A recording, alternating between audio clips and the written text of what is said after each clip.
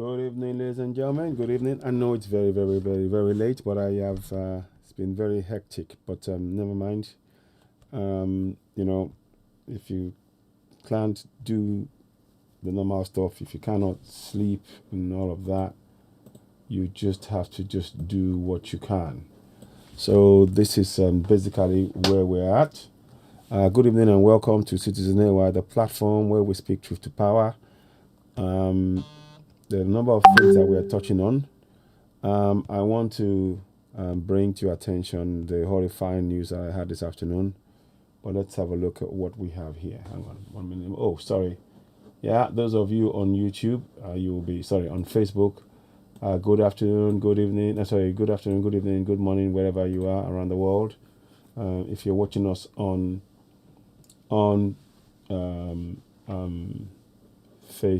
YouTube. Okay, I just need to make a few changes here and there. Do beg your pardon. Here we are. There. Hi there. Hello there.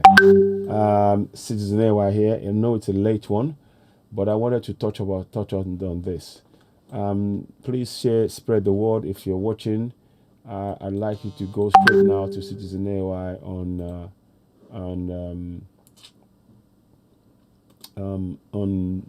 YouTube and subscribe. I would like you to do that very much. Okay. So we're gonna put that in there. So we're just trying to get a few things done. Where else can we go? We can go there. Okay. So we're just gonna do a few things just to make sure things are ticking along nicely. So we're just gonna wait a few minutes before we begin the proper stuff. Just join us.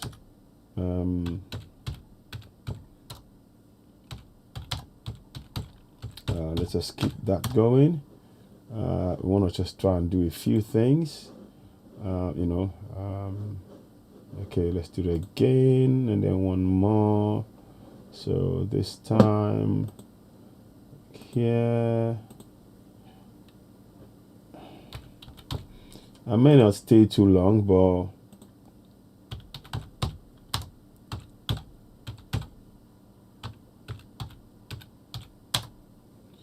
okay, so we just want to dissect a few things here, but let's you all know what it's about anyway.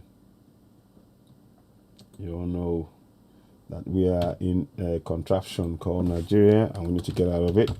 So do beg your pardon as you're coming in. I'm just trying to wait for a few people to come and join us. So that's why we are just we're not in a rush, but let's just see what happens. Good evening and welcome to Citizen AY, the platform where we speak truth to power. I'm going to try and put it in a few places here and there. No, maybe not. Okay, maybe I'll just do it this way.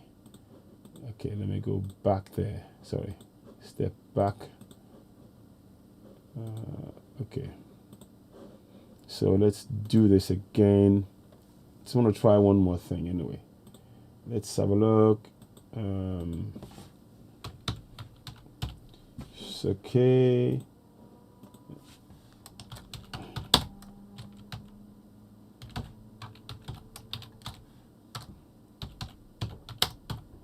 Okay, just trying to wait for a few minutes. We're trying to do something here. Like I said, we're trying to build a platform on YouTube because Facebook are doing something with Citizen AY, and we rather want to make sure that we have control of that situation rather than the other way around. So do beg your pardon. Let me just do something whilst you're doing that. You're gonna just see a change. That's me. Good evening. How you're doing? Okay, so let's quickly just do one or two things whilst you're there. Let's put it in one or two places. So I want to make sure that people follow that. We would like you all to join us live. So I'm just going to put it in a few places and give us time for people to join us for a few minutes before we proceed. So do beg your pardon. It's not I know it's late and I should really be in bed, but like I've said many a time, one of the issues that I find is it's difficult to sleep with what is going on back home. It's very, very difficult to sleep, and one sort of finds oneself going, okay, I want to also actually give my condolences to. I'm going to read to you what I found out, and I might show a picture if I can. And in fact, I probably will show a picture, but I don't know. I'm going to be the picture that is not too. It's just a bus on fire in Jos where people were killed. So it's quite horrifying. So just give me a minute. I'm just trying to get that going. Hopefully, is that it? No, sorry. Okay, so just give me a minute. Welcome on board. Please continue to share and subscribe to Citizen AY on YouTube now. I would really appreciate your support and help. Let's go in here. 1 second. Okay, so we'll do that there. We'll get that done now.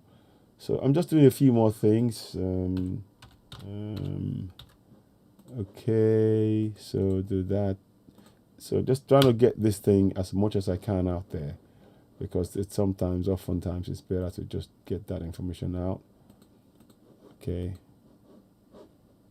that's fine. So anyway, so welcome on board. I will still try and share to a few more places as and when I can. I know it's late. Tonight we are going to be doing a lot of something particularly about the. We all know that the Fulanis. Please, I want you all to know one thing: the Fulanis, they are not interested in any religion. That's just a cover for their real aim. Their main religion is our land. That land they want. Let's just make it straight and simple. It's our land they want. Please subscribe and share this broadcast and make it go viral. It's very, very important. It's our land that they want. And we have to just be very, very careful. So my Muslim brothers, I know when I say this, you're going to find it very, very difficult to accept that, it's the land that they're after. But I want to make you all be aware of what is going on. I want to make you all know what's going on so that people can see that, things are happening, and we have to put a stop to it. They will tell you about religion and everything else, but the agenda they have is the Fulanization agenda. Fulanization agenda, which means taking our land. That is it. That's their religion. That's what they want. They don't listen. They will not listen to any rule of law. What they want is our land, and we have to be aware of that. We have to be, very aware of it. So that's what I'm trying to just make sure we all aware of, and not fall for that trick again. So 1 minute. So okay, so I'm just gonna put this there. Just put this there. It's just a lot going on, believe you me, and I'm not trying to put you off or anything, but these are the kind of things that we're facing. So what we're trying to do is to get as many people as possible to be aware of what's going on, so we can really begin to address these issues. Now I'm going to do a few more. Now, okay, I think I'm probably going to. I might come back and do a bit more later on. But now, okay, so welcome on board. Welcome on board. Please subscribe to Citizen AY on YouTube right now. Subscribe, give us a thumbs up so we can get the broadcast to really go as fast as possible. Now, we're going to go on YouTube, Facebook now, and get people to join us. So then we can probably begin the program proper in a way. What we're trying to do is we need to just build the platform.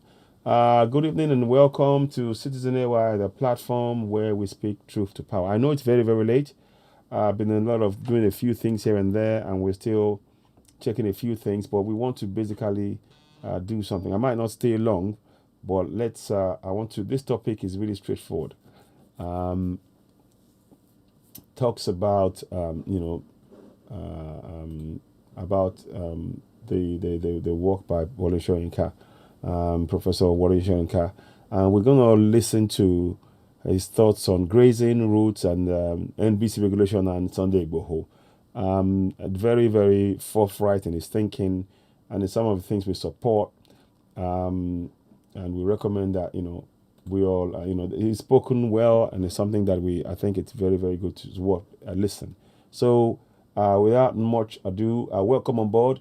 Before we go too far ahead, I'm going to do something. Actually, I will do something. Give me a minute. So welcome on board, those of you on Facebook. Please, as you're coming in, go and subscribe to Citizen AY on YouTube.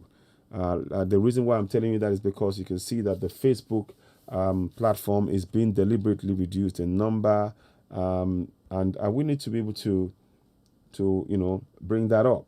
So the number is being reduced. So if there's only 32 of you watching, we thank you very much. We'd like you to subscribe to Citizen AY on YouTube right now, and also don't forget to go and subscribe and go and click on the referendum link. Very, very important. I'll be talking about that again throughout the program, that we need to sign up on the referendum. We need our people to go out and sign that referendum. And like I was saying to those on YouTube earlier on, and I'll say that to you again, one of the things we have to realize is that there's only one agenda for the Fulani, and it's the land grab agenda. Fulanization agenda. It involves one simple task: grab the land from the Southerners. That's it. That's the agenda. The religion of Islam is a cover for their real aim. Their real aim is to come and take our land. If we start speaking in those terms, then you don't make the mistake of you thinking, oh, but you should follow the Constitution. They don't believe in Western law. We need to understand that.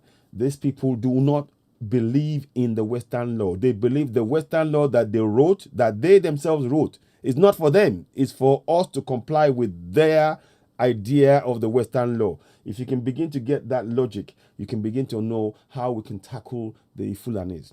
The laws that we are being faced with in the courts is not written for the Fulanis. I've said this before. It's written for us to comply with those laws, even though they imposed it on us. And there was no referendum in which we agreed for those laws to be imposed on us. You understand that? So these are the kind of things that we're talking about. These are really, really important points. I hope that makes sense. I hope that makes sense in what I'm saying. So I'm sorry if I'm a bit far away from the mic. I just realized. Okay, here we go. Sorry. So yes, these are the really important points that we're making. Let me say that again. The Fulanis have this idea that, right, okay, and they believe that. You cannot, you see, in every Fulani home, let me show you something. If I can, I'm going to show you something that I did earlier on. It might be a bit different. Now, I'm just going to show you something just to emphasize the point. When you're talking to Fulanis, you need to understand something as Southerners. You need to understand that they have no regard for anything Western. Zero. They have zero regard. For them, it's a means to an end. If they can get some kind of benefit, they will use it to get their aim, the end. So that's, as far as they're concerned, the British taking over, for example, and colonizing us is actually to their own benefit, in the sense that they've now used that as a cover from which to now try and almost take over the entire contraction called Nigeria. So they don't believe in Western rules, Western laws, because they've taught their children from the days of Uthman Danfodio that the land belongs to them, that the people, that they own the whole place. And that is what, good evening, Nayomiku Baniju. So we need to understand that. And I want to, I did this earlier on. I'm going to go and show you this again on, I did it on OduduwaTVRadio earlier on. As you all know, we have that platform, and we're really grateful for the support that we're getting there, both on Facebook and on YouTube. So, like I said, we very much like you to go and subscribe to YouTube on Citizen AY YouTube right now. Because that way we can really get certain information to you. You can have up to minute information, especially for my Biafran brothers, my Middle Belt brothers, and the non-Yoruba speaking Yorubas. So that way you can get that information as well. So that's what we're trying to do. Let me just see what's going on. There's something holding this up now. There's something in there, seems to be holding things up somewhat. So it should really be working. Let me just try one more time. Okay. Yeah, here we are. Now, I'm just going to quickly show you something that we need to be very, very aware of. It's very important that we are aware of it. Now, what you see in the picture there, I'm just going to quickly talk through to this. Good evening, Gabriel Iwoba. Ayomi Kudaniju. Let me just say, let me greet a few people as you're on here. Emeka Ogbehe. Who else is there? Oluwabamishi Okpeyemi. Who else?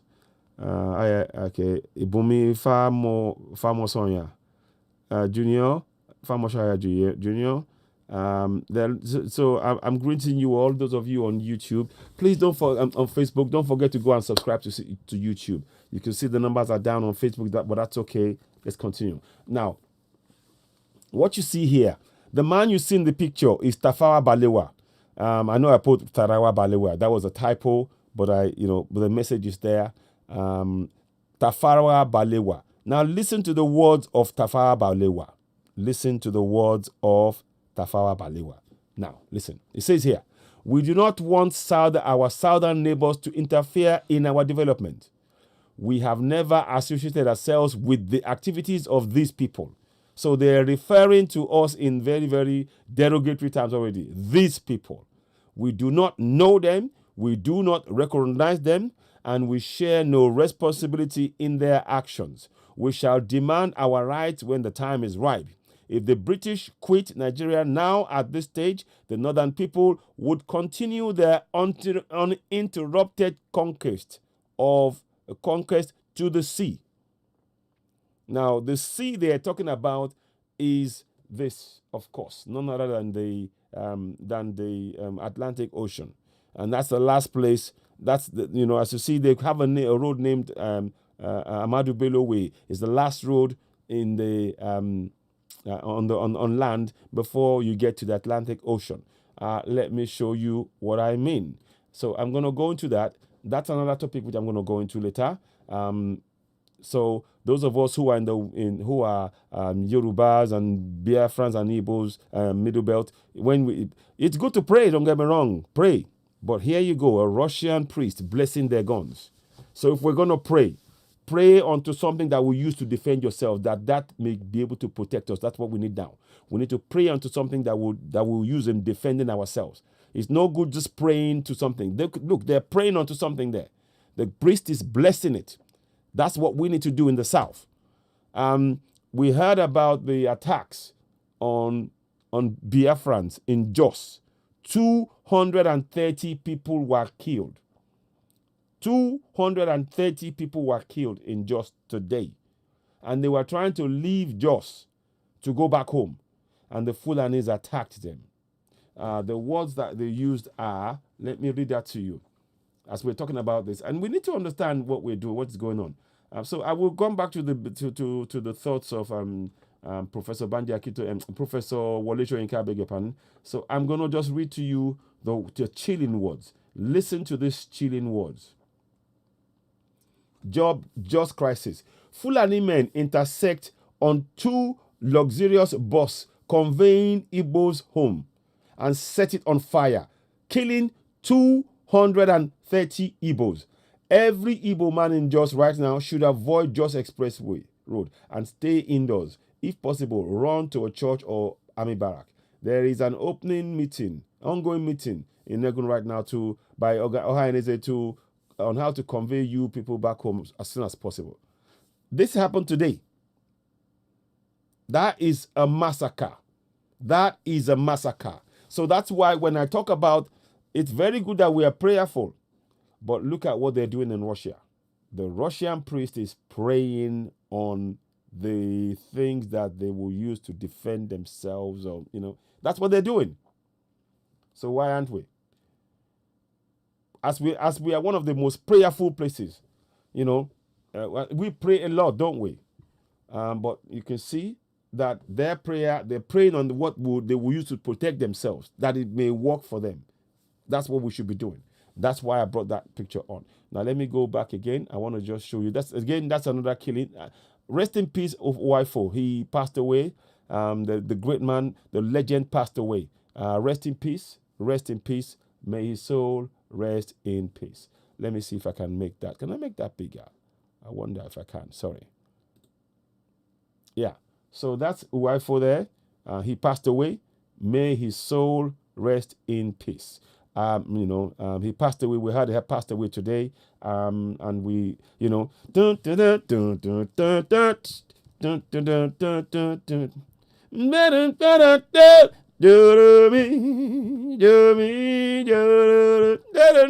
You know that song? Yeah, I might even try and play it. I don't want it, but the thing is, they might flag this thing. So, it's a lovely song. It's so good. When you hear that, dun dun dun dun dun dun dun, dun dun dun dun.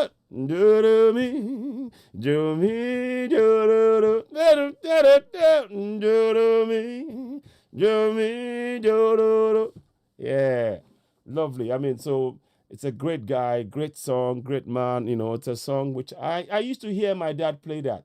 His soul rest in peace, his passed on us, but I used to hear my dad play that on a reel-to-reel tape many years ago. And then I heard that again recently, not too long ago. And I thought, and this guy, they showed him in his house. He was a bit of an inventor. This guy is an incredible man. He's very, very talented, but people don't realize, and a bit eccentric. So when they showed his home, and it was built in the first form of a plane. Did you all see that? So this is a great, great, great man. May his soul rest in peace. These are the geniuses. See, we are, honestly, as Biafrans and Yorubas and Middle Belt, we are people born with amazing talents. And you see them when we sing, when we dance, when we build things. Look, it's innate, it's in us. But we don't realize it.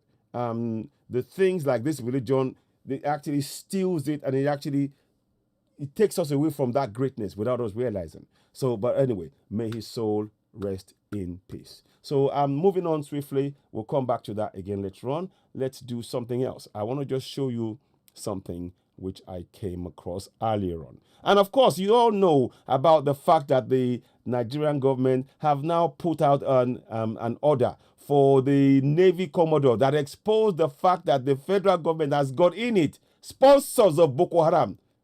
When he exposed that on Wednesday, today now, they've now put out a wanted on his name, on the name of Navy Commodore Kunle Olawumi, that he needs to come to Abuja with his passport. But here we have, in the same place, Boko Haram killing everybody left, right, and center, and not one single one is jailed. Can you not see that there's no one Nigeria? The agenda for the Fulanese is the Fulanization of the entire contraption called Nigeria. And we need to stand up and speak up. So that's why we're doing this program. That's why sleepless nights, people are dying. Look, 230 people died. May their souls rest in peace also. This is really painful. It's horrifying when you think about it in those terms. And the fact of the matter, in fact, however we look at it, the souls of people who have done nothing and somebody believed because they tell a story. From the time the Fulani kids are being suckled, even as they are grazing the cows, they are telling them about Uthman Dan Fodio. And the story is that Uthman Dan Fodio gave them this land as theirs. And they have the right, everything everything in it is theirs. Every home will tell you that story. They will tell you, they will narrate that story to you. They will retell that story to try and tell you that it is your birthright. So you and I, as Biafrans, as Yorubas, as Middle Belt, they are saying that no, because Uthman Dan Fodio was there, and they forget that Uthman Dan Fodio was a guest in Sokoto. and he came and took the land, and and we stopped him in Ilorin in Yoruba land. And they've been saying from then, every single Fulani man, woman, they are brought up on the idea. We are fighting an idea. They are brought up on the idea that they own the land, even though the people are already there. That's what we are fighting. We're not fighting what is written. No. We are fighting the idea that they've implanted into their people as far back from one generation to the next over the last 200 years. That's what we are facing. If we understand that, that's what we need to look at. We are not fighting just people. We are fighting an idea that has been implanted in the minds of the people. That is why you will see similarities in what Ahmadu Bello just said, Buhari, Tafawa Balewa, Rufai, all of them. They all have the same. Even a Fulani man walking on the street, they will tell you that the land belongs to them, because that's the story they've been told. This goes beyond trying to reason. This is an idea that they've implanted in them. They've implanted it, and we have got to recognize that. That's the only way we are going to defeat them. That's the only way. If we just talk from the terms of, the Constitution is, they should accept what is written on paper. Look, as far as they're concerned, I will reiterate again, as far as they are concerned, your Western laws is gibberish. Okay? You can be a senior advocate of Nigeria. You can be the highest qualified or not gay. You can be whatever you want. Because it is Western law, to them it means nothing. And it has to mean nothing because their mindset is that Uthman Fodio practiced Islam, and they use that to get the land in the north. And the idea now is that they have to follow Sharia law. Anything, if it's not Sharia law, it doesn't relate to them. We need to understand this is what is happening. It doesn't apply to them. We have to understand that. Once it is not Sharia law, it doesn't apply to them. It doesn't. It only applies to the infidels. Are you hearing me? We need to understand how they work. The mindset. Once we understand the mindset of the Fulanis, defeating them is easy. But we have never understood their mindset. And that's what we're trying to do here. We're trying to make, this is about us. We have to understand what makes them tick. And the things that they've done. We are not fighting just people. We are fighting an idea. It is important to understand that. We're not just fighting the Fulanis. We are fighting an idea that's been implanted in their minds. Whatever else happens, at all costs, they will not stop until they achieve that, unless we stop them. That's just how it is. It's very important we understand. It's very, very, very important. These are the kind of things that they've been saying to us. At this point, as I'm talking to you, please make sure you subscribe to Citizen AY on YouTube. Please make sure you subscribe. Like I said, we are not fighting just people. We are fighting an idea that is 200 years old. That is thank you very much. Giwa George, you're welcome on board. Emeka Ogbare, good morning from Dubai. Wow, from Dubai, I'm grateful. Leke Oshisanwu, Oyetola Oye, welcome on board. Bayode Oluwasomi, please don't forget to talk about Commodore Kunle Olawumi's explosive revealing interview on Channels TV. I'm watching from US. Yes, I have spoken about it, but I will talk about it again for sure. I will do. Good evening, Simon Adebisi, my brother. Much appreciated. Welcome on board. I know you do follow our show. Thank you so much. Thank you to you all.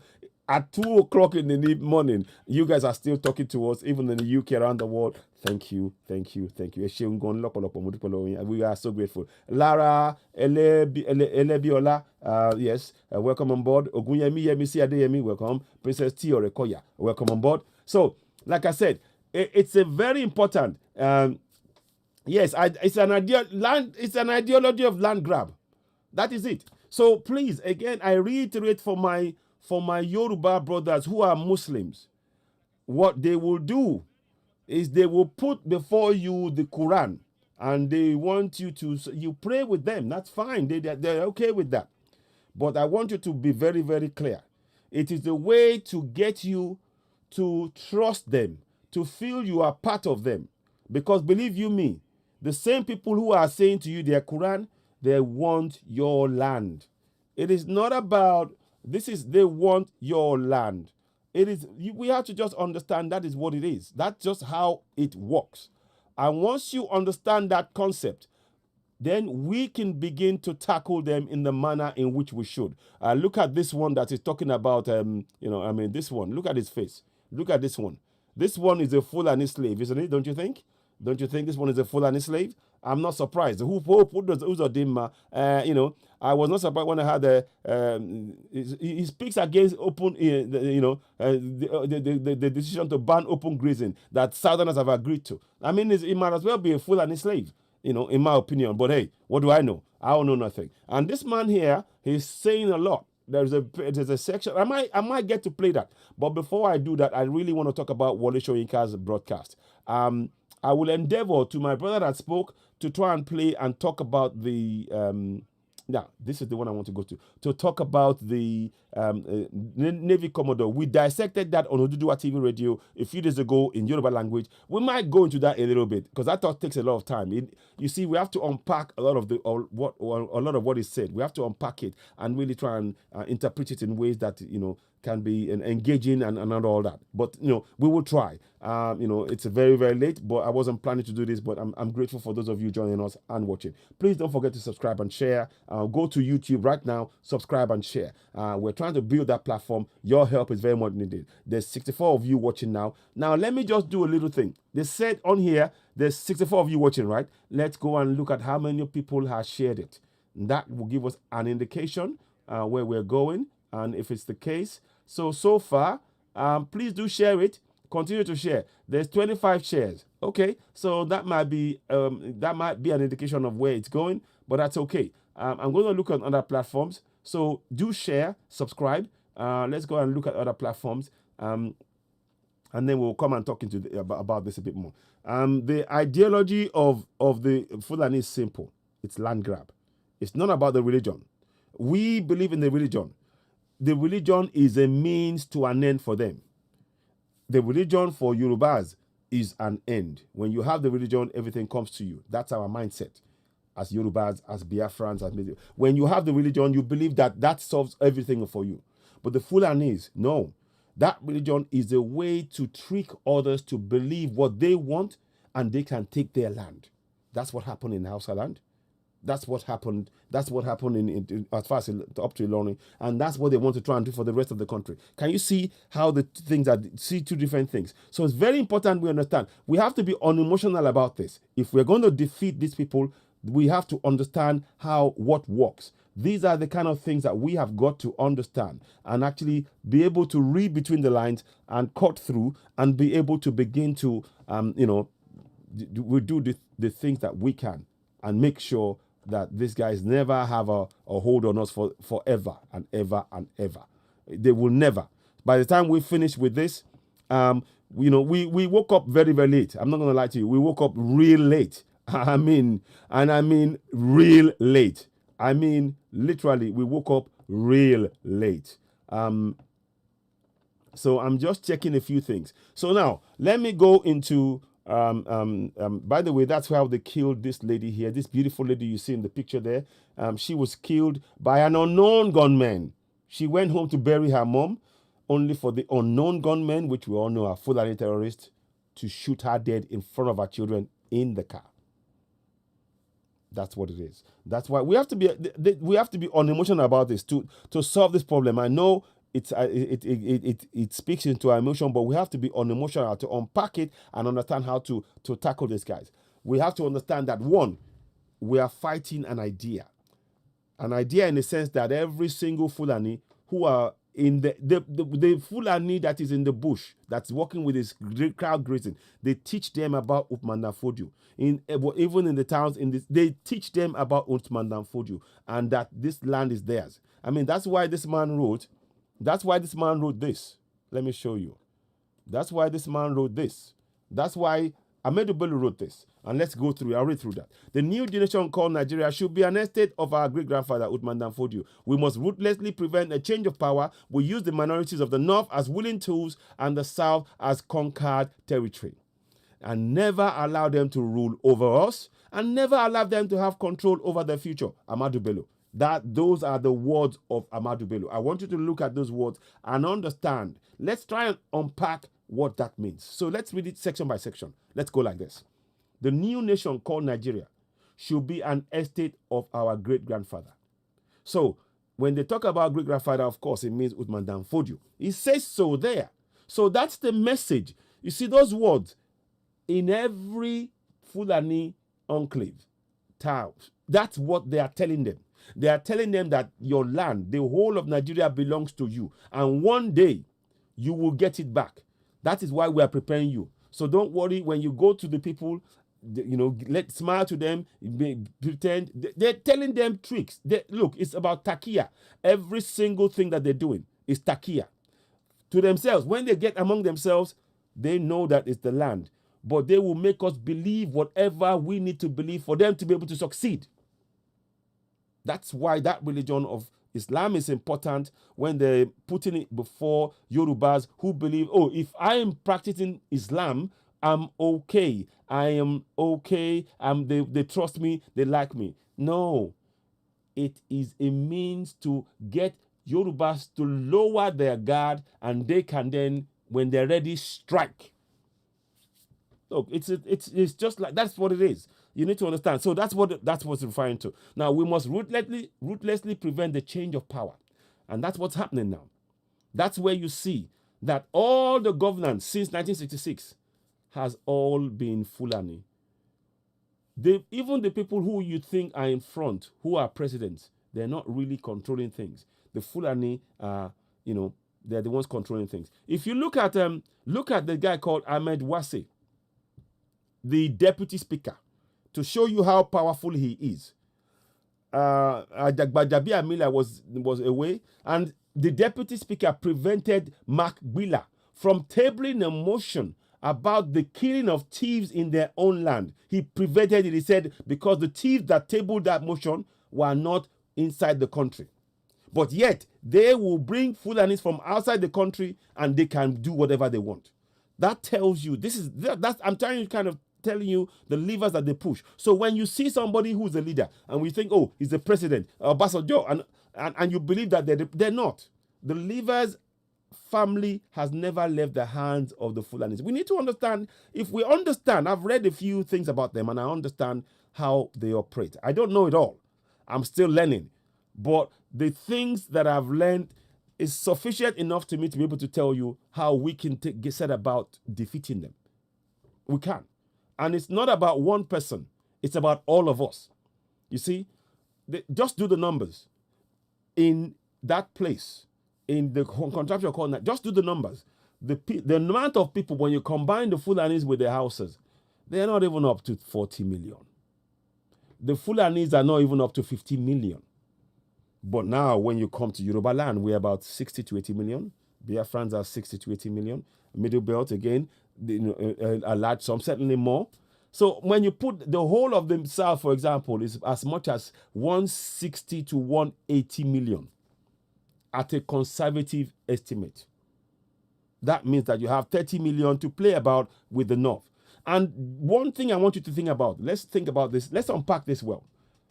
You see, the place where you have more people is where? Forest areas. And where are the forests? In the South. In the North, it's desert. People don't live, you don't have kids because you have to survive. The heat, the dust, the dry, the lack of water, the kind of, you don't have that. So, you see, the numbers don't add up when they tell us, when the guy comes about saying that there are 170 million in the desert. It's a lie. These are things that we need to unpack. We've been sold a lie for so long, we're not questioning it. And it's all a game. It's all a Takia move to make us believe that they are more powerful when we are the ones with the power, even with their guns. Exactly. They use guns, food, sex, and money to kill. Exactly. So these are the kind of things. So now let's go back to the next page. We must ruthlessly prevent the change of power. Now, how do they ruthlessly prevent the change of power? By making sure that the levers of power never leave their hand. Let me say that again. They make sure that the levers of power never leave their hands. Now, what are the levers of power? The levers of power are things like the so-called fraudulent constitution. Things like the barracks, the army, the navy, the police, the customs. Do you get it? Are you following? All of those things are levers of power. The control of the resources in our land. These are all levers of power. That's how they prevent the change of power. That is why, straight away, when you go and look at that contraption, the Constitution, the 68 exclusive items is designed exactly to do that, to make sure that those of us in the South never, ever, ever have the chance to have power to be able to decide where those resources go. They have the power. Those are levers of power. We need to understand how this thing works. Once we break that down, we have to really be unemotional about this. And even though there's bloodshed going on, those of us that need to do the clear thinking must focus on the task. That is the only way we can achieve this. There are those that will focus on the emotional bit, but this bit that I'm talking about right now requires us to be very clear in our mind what their objectives are. Now, once we understand what the objectives of the Fulanis are, that's game over for them. And they know it. That is why they're putting the book of the Quran in front of you. They're putting the Bible. They're trying everything else. They're putting the cows. They're putting all of that to make you confused. Because they know that once you have a clear thought and you know where they're going, the numbers alone, they can't do it. That's why they're bringing in people from all over. They're bringing in mercenaries. That's why they're trying to do killing. So it's important to understand how. I've just explained to you how they ruthlessly prevent a change of power. And one more thing I'll add to it. When part of the thing they did, when Babangida came to power, one of the first things they did was to change the local government areas. Kano and Sokoto had 20 or 20 local government areas each. By the time they made the change, they gave themselves 108 in Kano, and when they split into 3, and then Sokoto had another 100 and something. Whereas Lagos still remained 20 till today. That way, they were able to ensure that each of the 3 Senate seats they had more Senate seats than we will ever have. They have to combine each of their states. They had more states with more Senate seats than this whole of the South combined. These are levers of power. We need to understand that lever of power when they're pulling that lever. And that's why we can never change contraption Nigeria. We have to be very clear about that. Sorry about that. I don't know what happened there. Sorry. So yeah, we have to be very, very clear. I'm getting a bit thirsty now. Yeah. And of course, what they started doing, they were stockpiling weapons. They were buying weapons. They took over all of these resources, and they have control over it. They have all the funds. Our kids will struggle. They give themselves free education. They give if they pass 1 mark, they will get the jobs. They will get everything is geared towards them. Now let's go and look to the next one. We use the minorities of the North as willing tools and the South as conquered territory. So the minorities of the North, get this. They even messed up the minds of the houses. Who are the least numbered people in that country? The Fulanis. But they got the Hausas to believe that they were less in numbers than the Fulanis. They got the Hausas to believe that they were less in numbers than the Fulanis. And then they did it in such a way that the Fulanis were putting themselves in positions of power and controlling things. And then they played the trick on the houses. They said, oh, we speak the same language. Look, let's work together. These are the people who are your problem, i.e. we in the South. So they got them by playing the game. They were all the time. This is very calculated, very subtle, very subtle. Remember, their goal is to grab the land. That is it. We need to understand that. Their goal is to grab the land because they know it's fertile, it's got resources. They can, that land, we're so blessed in the South, we don't even know. So that's what they did. So when they talk about this thing about we use the minorities of the North, that's even to mess with the mind of the Hausas, to believe that they are less in numbers.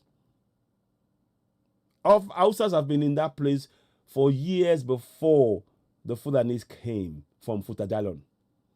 But these are all things that we need to unpack and understand. We have to dissect this as a group in the South quickly. Now, okay, the next thing I want to look at now. And says we use the minorities of the North as willing tools and South as a conquered territory. Now, their mindset, South as a current conquered territory, because now they've now used the Fulani, the houses, to achieve those aims, to make them believe. And also, what they did to the Hausas was, look, we in the South, we are the ones who really own the land. So they sold the lie to the Fulanis, to the Hausas, so that they make them do what they wanted. And now, if you notice, they are doing everything they can to ensure that we in the South, Biafrans and Igbos, never stand together, because they know that once we stand together, it's game over. Because when you combine the Hausas and the Fulanis together, they don't match us in number. Do you get it? This is what they're doing. So we have to understand and unpack all of this. I know it sounds a bit. If I'm going too fast, please do bear with me. You can ask questions. I'm probably not going to take calls tonight, but because it's very, very late. But type 1 if what I'm saying makes sense. So let me just put it that way, because I don't want to go too fast. I'm just trying to make sure that I bring people along and we can, these are kind of, we need to understand the subtle game at play here. It is all about a mind game. And like I said, what we have to realize is that we are not fighting just the people. We are fighting an idea that has been implanted for hundreds of years, and we didn't know. That's what we need to understand. So type 1 if what I'm saying, if it makes sense. I just like to know, because that way you kind of know if you're going in the right direction, if people understand what we're saying. I believe in having a meaningful engagement with people rather than just sort of going, exactly. Simon, I was going to come to that. And I did touch on that earlier on. Thank you very much, Simon. You're right. They're proxies. Yes. Now, they're also proxies. When I tell you what, when the British with George Goldie, what they did is they say, oh, peace was restored. What they do when they conquered the whole of the North, when they conquered them, they killed a lot of Fulani people. They killed a lot of Hausas and all that, and they conquered them. So now, when they did, the British said, oh, they saw the way the system of governance that they used. So they said, no, don't break it up. They broke what we had. They dismantled everything that we had in the South. But they left the ones in the North intact. So they defeated the government, they defeated the people, but they left the system of government intact, because it was very, very fiefdoms. It was all fiefdoms. And they knew that they could control a whole group of people because of how the hierarchical system of governance that they used. Ours was much more, we were much more, democratic in a way, because we had councils of elders, we had meetings, we had kings, we had everything was devolved. But in the North, when the king spoke, everything, he had the power over everything else, and the people that he put in, and if he decided to do something, there wasn't as a devolved system. They're not remitting funds. Exactly, they're not remitting funds. So what the British did was, okay, we will we will keep you as you are. Now, when they realized that we in the South were clever and they couldn't control us, so they said, right, okay, here's what we do. We will do a deal with the Fulanis. And the deal was, okay, as long as you swear allegiance to the Queen, we will give you everything that you need. As long as you swear allegiance to the Queen, we can let you have your freedom of governance. We can let you do. So they did. That was the deal they did with the British. So, and of course, they thought, oh, my enemy, the friend of my enemy is a friend of a friend of my enemy is my friend. There's that kind of thing. So they had a way, right? Okay, we are going to use what the British are doing to our advantage, and that's where all of this planning has come in. And of course, now what we now have now on ground is, of course, the British are getting our resources. They are taking the resources from the South, and who's the link between the resources and them? The Fulanese. So they put Sultan on purpose, exactly. So they swear allegiance to the Queen. If you saw recently, there was a picture about 2 years ago where Prince Charles sat in front of all of the people, and the Sultan and everything sat first, then Oni sat back, So these were all subtle symbols. These are symbols that we don't recognize, but they are subtle symbols placed so that when people look at it, yeah, that's the power right there. And, they use that. And we even accept that. We've subliminally accepted that because of what they've done to us. So let me just read the next bit. Now, they never allow them to have control over the future. How do they do that? The resources. Again, it goes back to the fraudulent constitution, the 68 exclusive items. I'll quickly just do something as I'm talking to you now. Go to www.citizenay.org. So let me just do that for you now. www.citizenay.org. I'm just trying to, citizenay.org. So let me just go in there. There is 2 constitutions. There is a proposed constitution for the Yoruba people that's in there, and we're looking at that. There's about 25 pages. That's a very good thing. It's a proposed constitution. I'll go into that later on. That can take a lot of time. If I start going to that, that's going to go a different direction. I don't want to do that. Let's go here. Let's go to the lower one. Now, this is the imposed constitution. This is the one that we want to dissect and look into and go look closely, Exactly. Secure blood oaths in Nassau Rock. Very, very important points being made by Simeon here. Thank you. Very well said. So download the Constitution. We want to go in and download. You don't need to download it, but you can download it. That is of no use to us. It's only for me. The Constitution of Nigeria is only for reference points. I don't believe in anything it said because the Fulanis don't. The Fulanis see it as a way to control Southerners. They don't believe in it. They only believe in Sharia law. Let me say that again slowly. The Fulanis see the Constitution as a way to control Southerners. They don't believe in it. They only believe in Sharia law. We need to understand that. Now, let's go here. So, okay. So, now, here we go. So, these are the 68 exclusive items. Now, let's go back to this bit here. So, this bit here, it talks about never allow them to control their future. What is the best way you can prevent people from controlling their future, aside from actually being above them, being in control of the weapons? The best thing you can do is control their access to their own resources in their own land. Now, here's how they did it. Now, let's go. So, this is within the Constitution. Now, there are key things you need to look for. Item number 38, I believe. Is it 38? Let me see. 38, if I'm correct. No, 39. Sorry, yeah. 39. Very, very subtle. They're very, very clever. You need to understand, we have to be unemotional about this. We have to be unemotional about this. Yeah, taxation and weapons are there. But I want you to look at this. Our resources. So, it says there, 39, mines and minerals, including oil fields, oil mining, geological surveys, and natural gas. They took that to the center. No state governor has control over that. That way, you don't have control over your own destiny or your own future in your own land. They do. Now, let's look at the next one that they did. Fisheries and water is well. Another thing is going. Fishing, number 29. Fishing.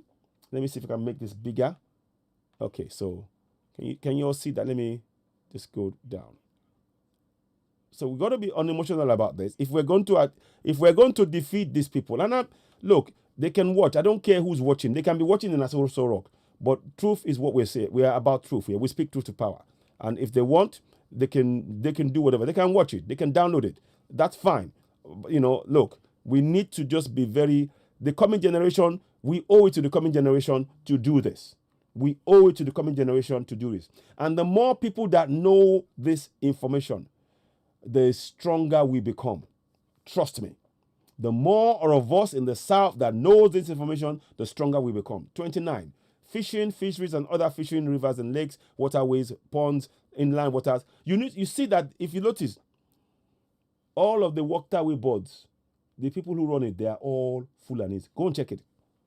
All the waterways in the South, there is not one that is left in the hands of Southerners. It is all Fulani. Go check it. Yes, go check it. You will find. Just go check it. Same thing with customs and excise duties.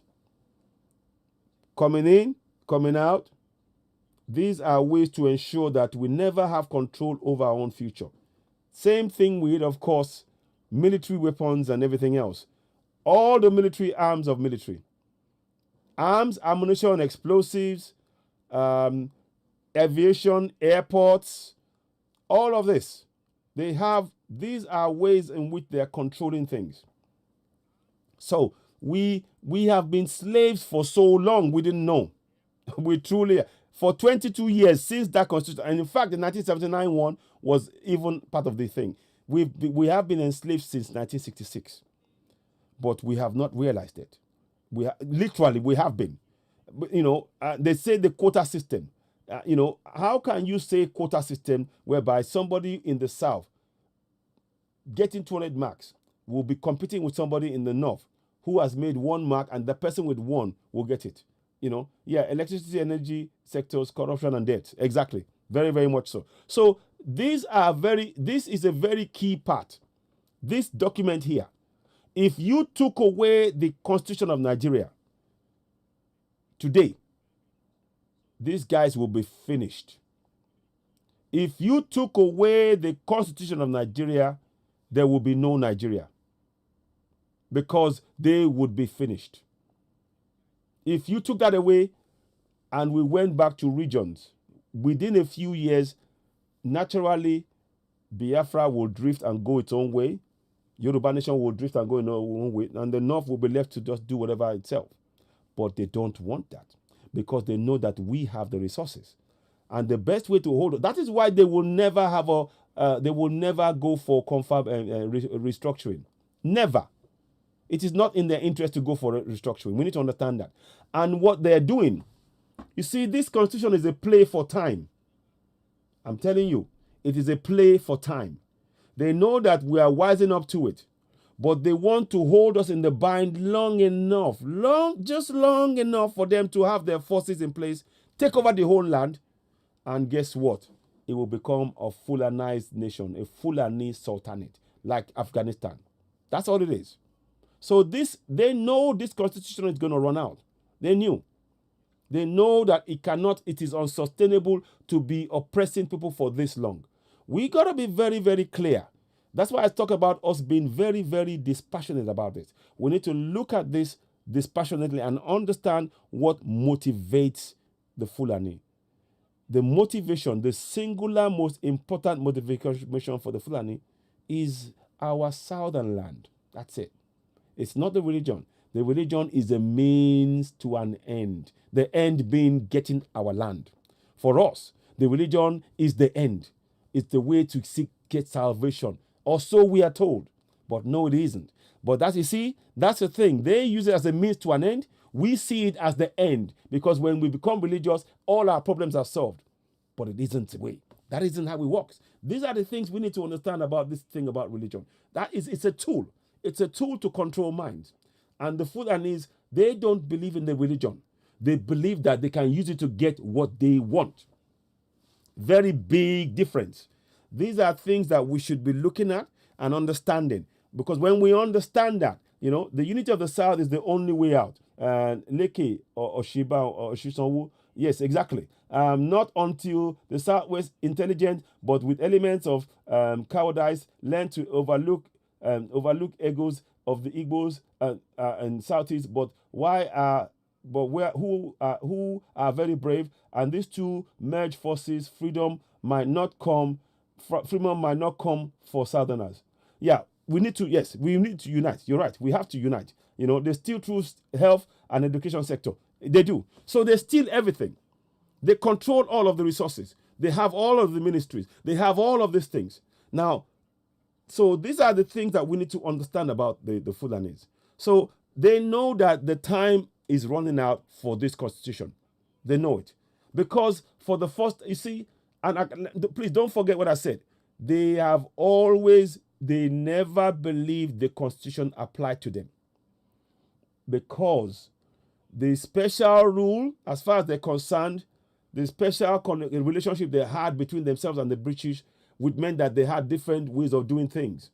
So when they wrote the constitution, they sold it to us as the one constitution for all of the nation, for all of the country. It would apply to everybody, but it doesn't. For example, let me give an example. A Fulani man in the north can lay claim to land in the south. Under the constitution, they will say you have a right to live anywhere in the country. But in reality, can a Yoruba man go and live anywhere in the north and feel safe? Think about that for a second. Let me know what you think.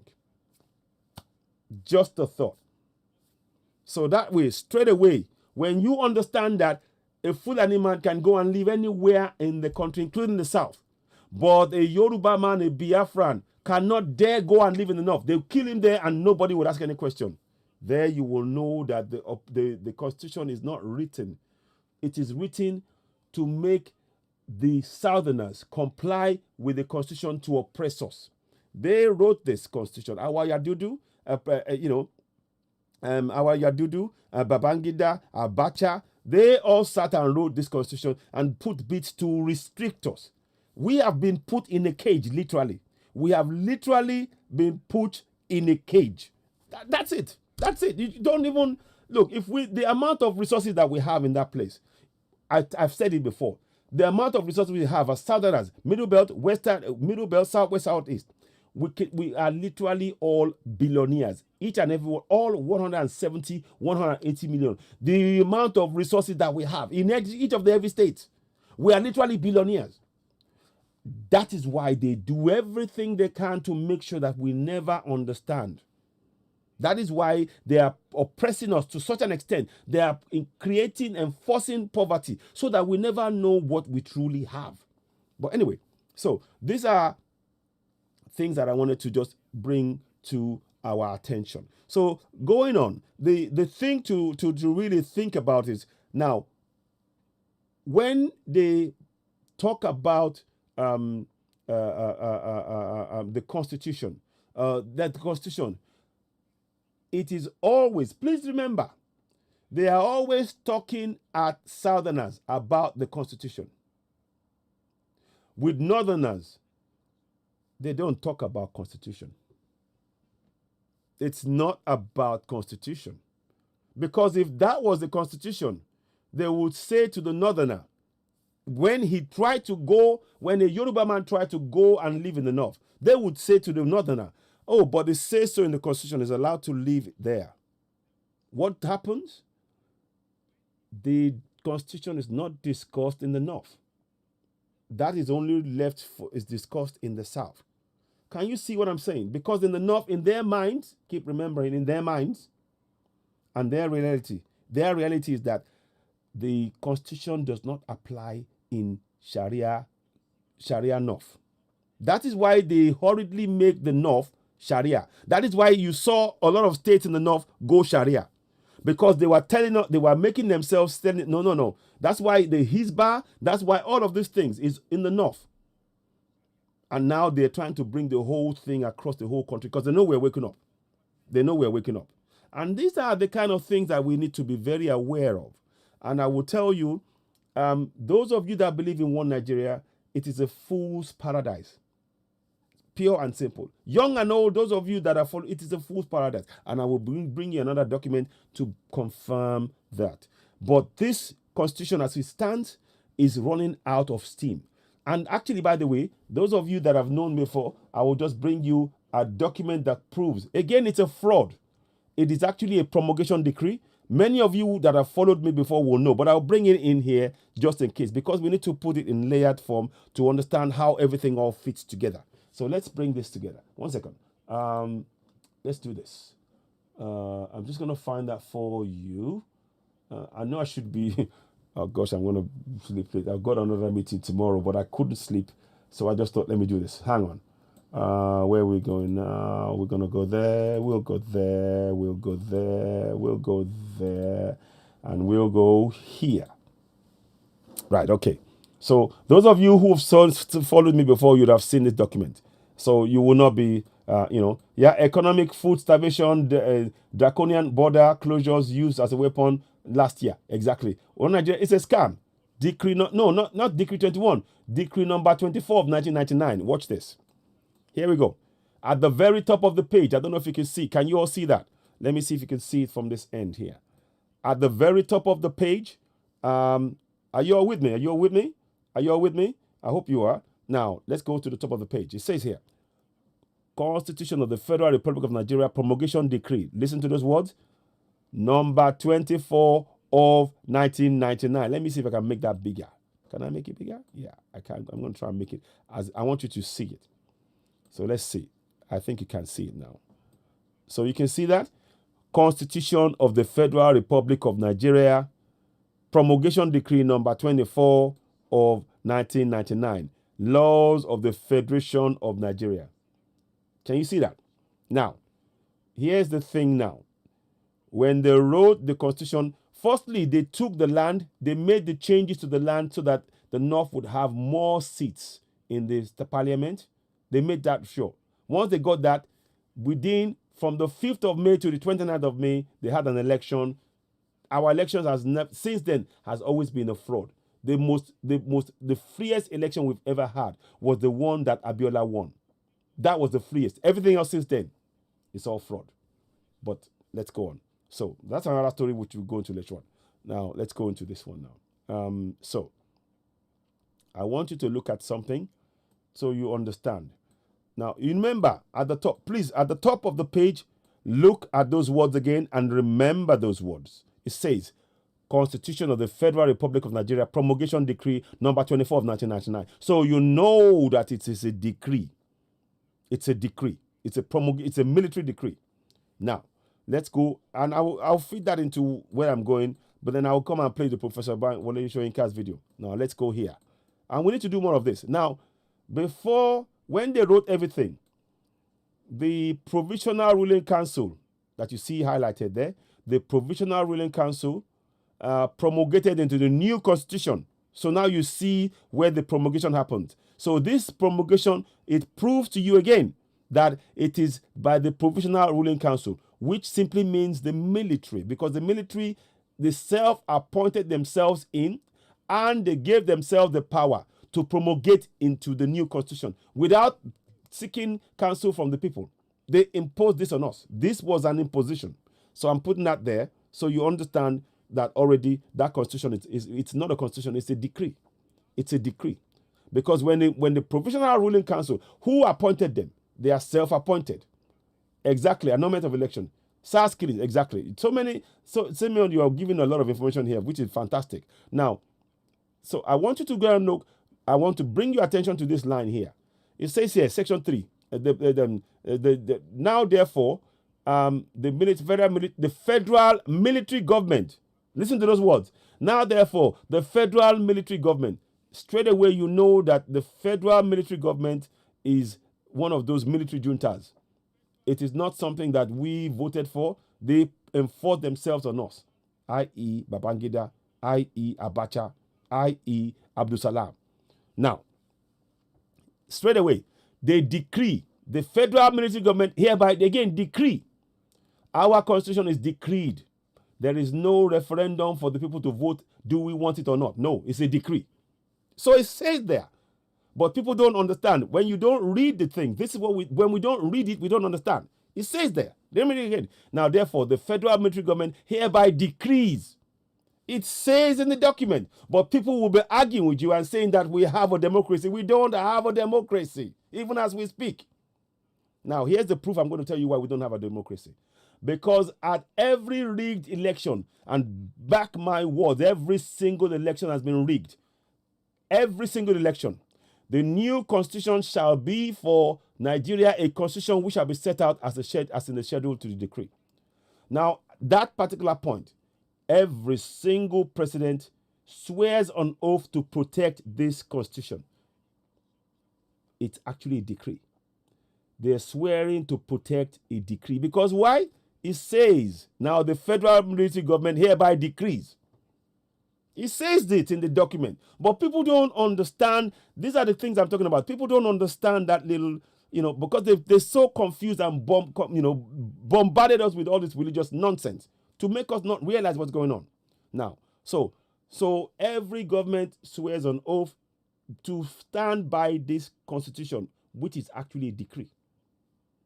And this is something that's written up by the Fulanis. Go check it up. Our Yadudu, they tell you it was adopted. Tell me what country in the world adopts a constitution. What a country does is to table a constitution by way of referendum. The people vote for it, yes or no, or make changes. In their case, this was an imposition. An imposition. So now, the next thing to do now is this. I want to go, So the schedule set out it shall come into force on the 29th of May. Now, listen now. 29th of May. Within 5 weeks of this constitution, we had a new president. Who was the president? Obasanjo. Now, listen to this. Now, so they did this on the 5th day of May. If you look at the top of the page, on the 5th day of May was when they they rushed through this constitution. There was no consultation with the people. They tell you there was consultation, but tell me 200 million people. Where are the town hall meetings? Where, all of this, I'm just giving you to make you know that this is a fraud. This is the fraud of a monumental, look, we have been so deceived for so long that we need the people to just know this. So let's go on. So there are bits in the middle that I can read to you, but I'm just picking out areas because I can break it down one by one and it will take a long time, but I don't want to do that. Now, let's go to this bit here. So this constitution shall, as set out in the schedule to this decree, shall come into force. So it says that the constitution as set out in the schedule to this decree. So it is a decree. It says it. You can see it. It is not even debatable. Now, it says here, wherever, this is the bit I want you to understand though, wherever it may hereafter be necessary for the constitution to be printed, it shall be lawful for the federal government printer to omit all parts of this decree. You see? So all this decree, all parts of this decree as in this document, they omit all parts of it from the schedule, and the constitution as so printed shall have the force of law, notwithstanding the omission of the decree. So they're telling us that what we now have is a constitution, but they know it's a decree, so they are hiding it from you. And you know why? Let me give you why. Go to the top of the page again. Just keep following what I'm doing. Top of the page, it says here, Constitution of the Federal Republic of Nigeria, Promulgation Decree number 24 of 1999. Now, at the bottom of the page, follow me. Now, look at, from the top of the page to the bottom of the page, 2 different words for the same thing. Constitution of the Federal Republic of Nigeria, 1999. There is no mention of promulgation number 24 of 1999. No mention. They took it out. You see what I mean? That's the trickery. That is the trickery right there. Right there is the trickery. And everybody in the South, you need to know this.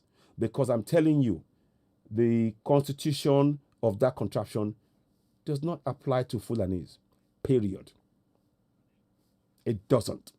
it's only written for Southerners. They only believe in Sharia law. That's it. We need to get that. We have to understand that.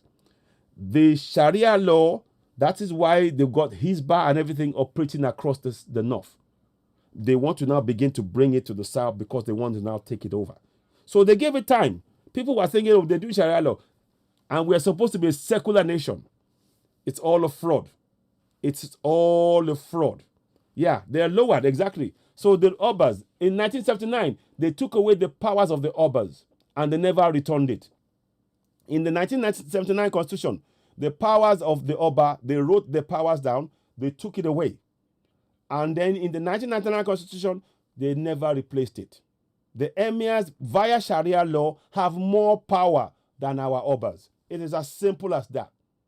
Now, this is, look, they played us smart. We need to really understand. This is not about, if we're going to defeat them, we need to understand what they've done and break it down and then begin to work towards it. Our so-called leader, elders, they didn't understand what was all of this. They didn't.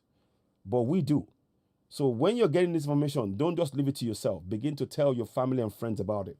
That's what we need to. We just have to be dispassionate and understand what they played the game. They played us good.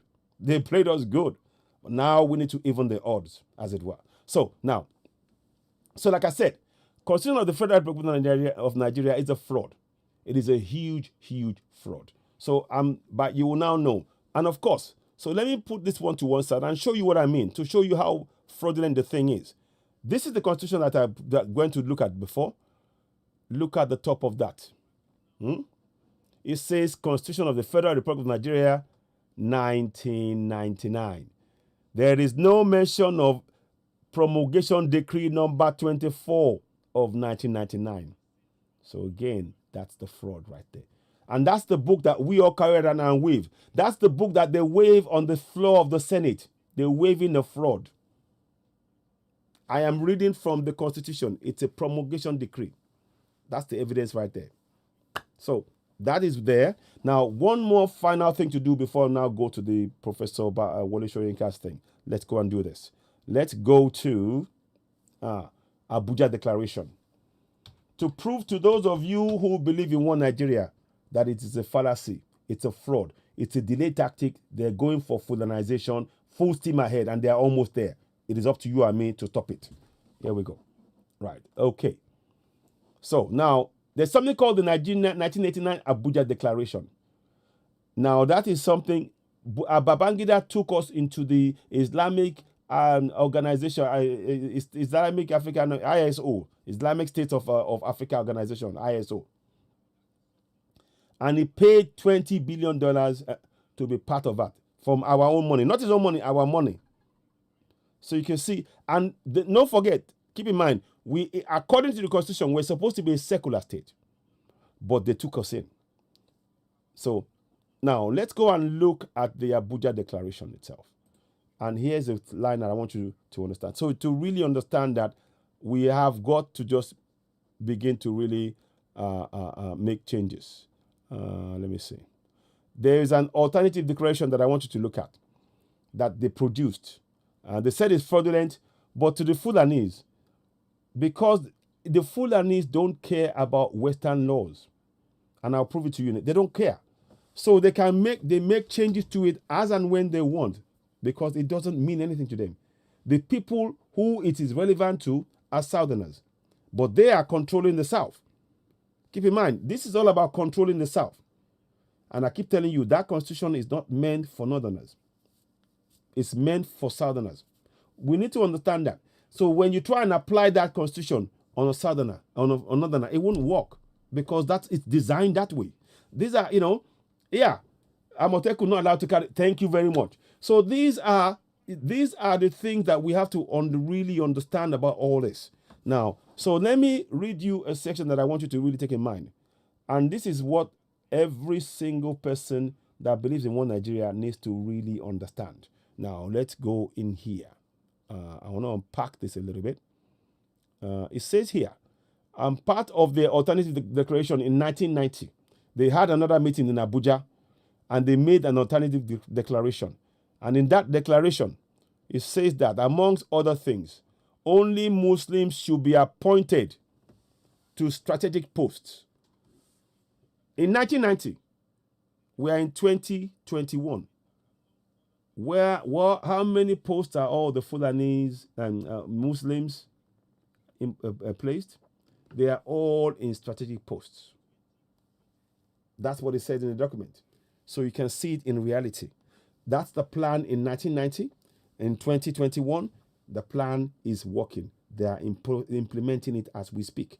Now, so it says here, non-Muslim religions should be eradicated. They are killing. The killings by the Fulani terrorists, Boko Haram terrorists, in the north are targeted at Christian neighborhoods, Christian houses. They're destroying, they're bombing. It's clearing. It's clearing. It's all part of it. Fits into the narrative. Do you see that? Are you seeing how it fits into the narrative? This is where so exactly. So they're clearing and clearing and clearing and clearing. So they are trying to eradicate the religion and the people. You see, the religion is a cover. Remember, they want the land. If you are a Christian, they do not want you in any part of contraption Nigeria, which is in code word, which is actually Fulani Sultanate. And you will hear it in a minute. Now, so they start clearing. They're clearing and clearing. That's why they put in all the mercenaries to go. The people they call what they call the what's the word they use now? Bandits, kidnappers. They are mercenaries that the government pays and give AK-47. That's what they are. They are mercenaries. But when they use the word bandits, oh, they are harmless. We don't. But this. But that's where, and that is what the naval commander said. They said it. They said that the government is sponsoring Boko Haram. And that is why now they want to arrest him and everything else. I might play some section of the video if I can. Now, they don't believe Igbo becoming presidential because they don't trust Igbo.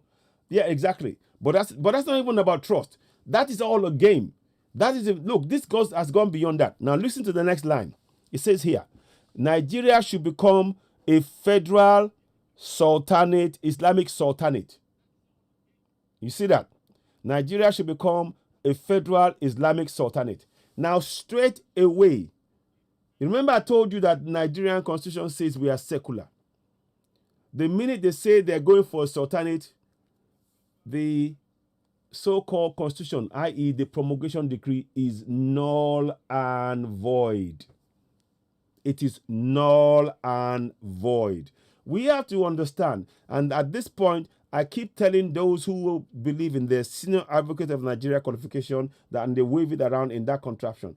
Once they become a sultanate, your qualification becomes worthless. If you want to get a job in that place, you will have to go and learn Sharia law. You will have to go and learn Arabic. You will have to go and join to the back of the queue. And this is all designed to make sure that you are at the bottom. You know, right now, Biafrans, Yorubas, Middle Belt, we are at the bottom of the ladder and they're putting us there deliberately. So if you say you still want to be part of Nigeria, you will have to, and part of Fulani Sultanate, you will have to give up your land, give up everything. You have to then go and be part of the, to learn Arabic and all of that stuff. And you have to comply with what they say to you. These are, look, Nigeria is a liar. But I'm saying this before it gets too late. I'm saying this before it gets too late. Now, let me read you the last bit. It says here, the senior advocates of Nigeria should take heed of this. Western law should be replaced with Sharia. Now, do you see when I say to you that the Constitution, the promulgation decree number 24 of 1999 was not written for Northerners, it's written for Southerners. It's just there. When you follow the steps, the sequence of the events, and how they've put this thing together, and how they are now applying everything, they're following this to the letter. They are unerringly close to apply. They are so close to achieving this. They are so close. But we can still make a change, and that's where you and I come in. That's why I'm having sleepless nights about this, because when you realize what they've done, and we've just sat there, Those of you that are going to parties, doing BB Nigeria, doing parties all night, stop eating cow meat for starters. That's the route they use to come in. And whilst they're selling the cow and everything else, they're keeping you, lulling you to sleep. It's a lullaby to keep you asleep long enough for them to snatch your land and enslave you forever. You and your coming generations. You need to wake up. So that's the bit I wanted you to really understand. Nigeria should become a federal Islamic sultanate, and Western law should be replaced with Sharia law. What that means is that if you do not once it becomes a sultanate, if you do not convert to Islam, you will be chased from that land. You'll have to give up your land, whatever you have, it becomes theirs. I kid you not. Go and ask the Afghanistan. Go and ask the Afghanistan. Consequences and fate of Fulanization, Islamization, suspension of constitution. Yeah, that is, exactly. The constitution becomes, once they put Sharia, and don't forget, Sharia has already been in existence in the north for a while, for quite a while now. Almost as long as the constitution. The minute they put in the constitution, they started putting Sharia law. There's about 11 or so states across the north that have done it. Maybe I think all of them have got it now. So the part of the plan is they will now roll it downwards, and they will take the land with it. Again, it is not about the religion. It's about the land. We need to get that. So those of you who are, but it's religion, I follow it. It's the land. It's the land. It is the land. The Fulanis don't care about any religion, Islam or Christian. They don't care. What their religion, the only one religion they have is the land. Until we understand that, we are running around in circles. And they will use any means to make you, believe in the lies. All tricks. They will use it. And no doubt they're having some spiritual things as well and all that. There's no doubt. But I'm just telling you the bare bones of what is going on. The only religion that the Fulani practice religiously is to grab our land. They don't care about the religion, because if they did, they would not be crying, shouting Allahu Akbar when they kill people. If they believed in Islam, they would not be going Allahu Akbar as they kill people in their land. They don't care about it. What they care about is making sure that, you see, the Allahu Akbar is not for the killing. It's like, yes, we've got the land. Yes, we've got the land. Yes, go and look at the videos. Yes, we've got the land. Yes, every place they kill, it means that they're closer to getting the land. And they don't want to stop until they get to the sea. Do you remember what I showed you before? Should I go back in there? It might take me some time. Okay, I'll show you later. I'll show you. Now, let me show you. Now, I'm going to the sea. Now, let's go and look at something. So this man now talks about the estate. So we have to tell them in no uncertain terms that the South is not part of his grandfather's estate. Pure and simple. We have to be unemotional about this. We have to deal with it direct. We have to make them face to face. We have to face them in the manner, in the language, very much like Budai says, the language that they understand. If we are talking to them on Western terms, it doesn't mean anything to them. We have to now understand that our land is a no-go area for nobody. We have to make them understand that. Right now, they are working and taking it from us. Now, they're ready for, exactly. Now let me show you something. Where was it? Haha, good. So, see, look at that. Ahmadu Bello Way. And we allow Ahmadu Bello Way in Lagos. Now listen to the words. I'll read the words to you again, and I'll flip to the Ahmadu Bello Way in Lagos. The new nation called Nigeria should be an estate of our great-grandfather, Uthman Dan Fodio. We must ruthlessly prevent a change of power. We use the minorities of the North as willing tools and the South as a conquered territory, and never allow them to rule over us, and never allow them to have a control over the future. Now, Watch this. This is the Ahmadu Bello Way. It's the last road before the Atlantic. Why are we allowing that to be there as Southerners and have the name Ahmadu Bello Way, knowing that he said that land is his grandfather's?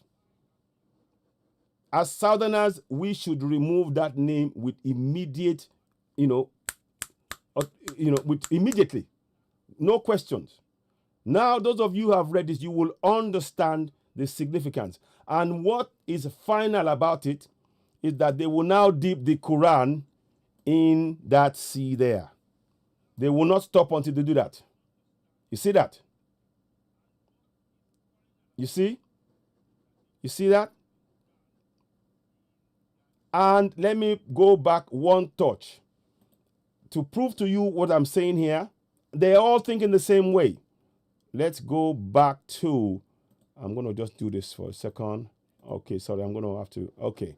I'm going to go up to what I showed you before. We have to really collect every single northern leader. They have the same idea, land grab. End of story. Every single northern leader, their idea, because they've been taught, this is an idea that we are not fighting the people, it's the idea. We need to understand that. Right, okay. So let's go to the top again. When I get there, I will then show you. Now, good. So let's go back in there. I want you to read at the bottom. It says here, the northern people would continue their uninterrupted conquest to the sea. Tafawa Balewa. Yeah? Tafawa Balewa. The same language. And now let's go back down again. Are you following? Is this making sense to you? Is it making sense? Please do let me know. Type 1 if what I'm saying is making sense. If what I'm saying is making sense, type 1, because I like to, and I can break it down a little further if you want. But I'm just trying to make sure we follow and understand what's going on. We have to be dispassionate about it. So when you look at that now, you will look at it with fresh pair of eyes. Their plan is to dip the Quran in the sea. Dip the Quran in the sea to signify that that land is now Fulani owned. You get that? Do you all get that as Southerners? It's not about getting angry.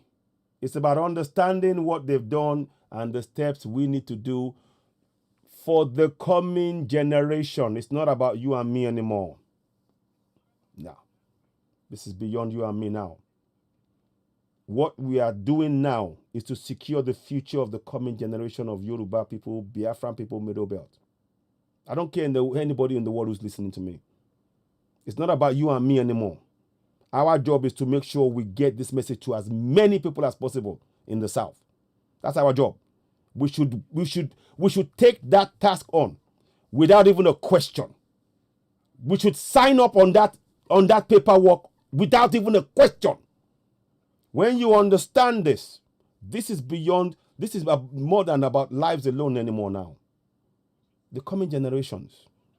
If we don't take if we do not deal with this now, if we do not deal with this, we are going to leave the coming generation enslaved. Remember, they are going to dip their Quran in the sea in the south, signifying they now own the land. Remember, it's not about the Quran. It's about the land. It's not about the Quran. It's about the land. They operate on symbolism. See, the Quran is a means to an end. They are holding on to it. But their end is the land. Their end for them is the land. Yeah, Tafawa Balewa Square, exactly. Bridget, exactly. We need to change the name of Tafawa Balewa, all of that. And those two men, you've seen, Tafawa Balewa was the one who says that they won't stop until they get to the sea. Amadu Bello says that our land is belongs to his great-grandfather. So these are things that our leaders are not even aware of. They would, how else, if you were aware of this, you would never allow them to name Trafalgar Square or to name Amadu Bello Way in the South. You would just never allow it. But they don't understand about the symbolism. These are symbolism, powerful symbolism to use to bring into being what they want. So these are things that we need to look at. I just wanted to just bring that to your attention, and I hope this is something that you can learn from, and do share. Please, I urge you, share this broadcast. It is more than it is really important that we share the broadcast and make sure we get people to look at the information on here. It's a sea of people.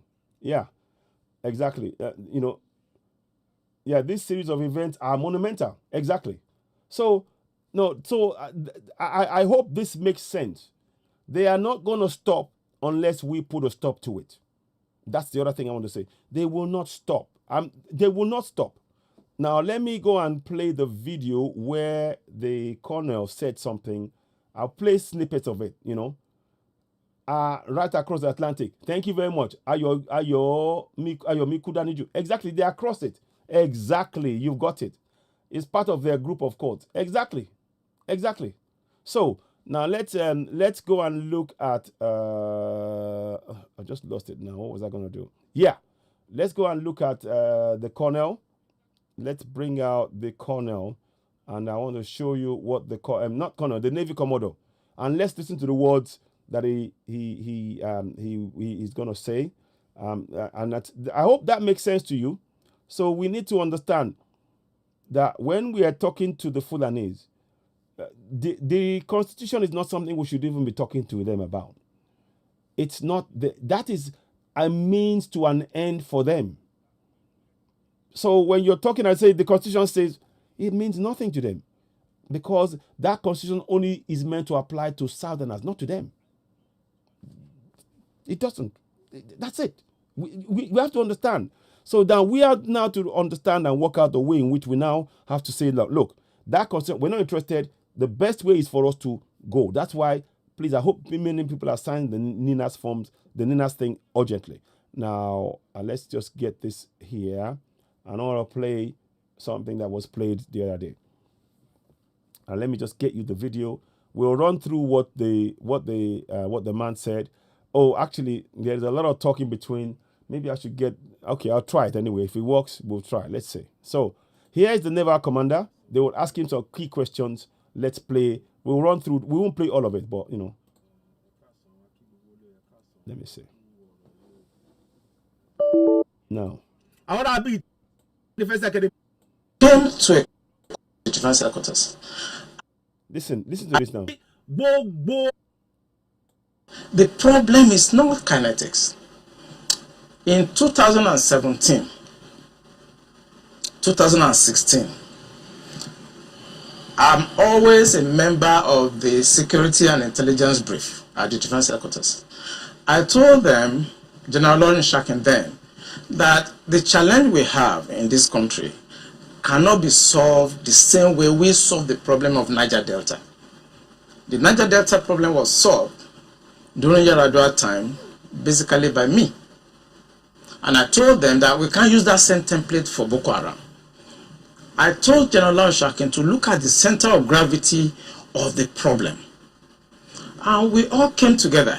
I was made a member of the committee, including Atahiru that just died was a member of that committee in 2016.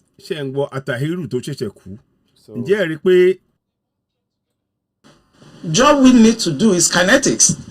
Fight, destroy places, resolve issues. Yep. But we cannot resolve issue of sponsors of Boko Haram that were in Buhari's government, that we know them. So, did you hear that? Sponsors of terrorism that were in and are still in Buhari government now. When you say we, who? I was in the military intelligence. Listen. And the defense headquarters staff that I work with, they know. And that was why we couldn't pursue that aspect that could have resolved that problem. So let me just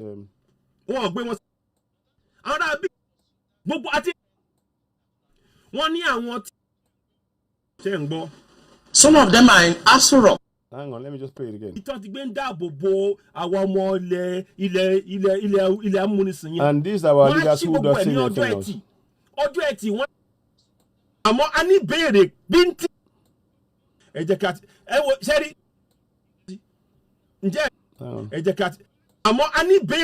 Sorry. àmọ́ a ní béèrè bíntín báyìí ìbéèrè bíntín la ní láti ibi yín ẹ̀yin ẹ̀ wà ń jọba ẹ jẹ́ ká ẹ wo sẹ́rí ẹ wo bí tí GSM. Drones. Blimps are equipments that can fly up to 10,000 feet, 30,000 feet, static if you want, mobile if you want, and they carry a lot of payload. We saw them in Afghanistan. We saw them in Kenya. This will be something that can give us real-time intelligence. And sorry. I'm just gonna, because I was dissecting. What is stopping the security agencies from actually enforcing the law, since that's what they are? I think what is stopping them is like when you are a member of a church and your pastor have decided to be at a certain level of spiritualism and you're a member of that church. You cannot be higher than your pastor spiritually. You can't, no matter what you do. So this is the same religion you spoke about? Yes. In real life, you see that the defense secretaries cannot conduct any operations that is not sanctioned by the commander-in-chief of the armed forces. Listen, no. They cannot. No matter how small, little they cannot. So these are ways in which, you know, keep in mind, I kept telling you all, that constitution is written for us in the South, not for Northerners. We have to understand all of this. If we don't understand that, you'll be saying, yes, they're not following the constitution, they're not doing this. Time out. Understand. They wrote the constitution for Southerners. They believe in Sharia law. That is why they impose Sharia law along the North. And now that they feel confident enough, it's being brought to the South. We need to stop it. And they use the powers and everything. And they're in control. If, you know, let's listen to what he's saying there if I can find it. Inspector General of Police and the Interpol to come up with the solution to the problem. Then the problem was Niger Delta. The president was Yaradua. He was dispassionate. He wanted to solve the problem. Within 6 months, we solved the problem. I remember I have to go to Angola to go and bring Herioka, and nobody in Nigeria knew what we did. All we know is that since 27, 28 that we conducted the operation under Yaradua, Niger Delta issue has remained manageable. This government does not want to resolve this problem. They are.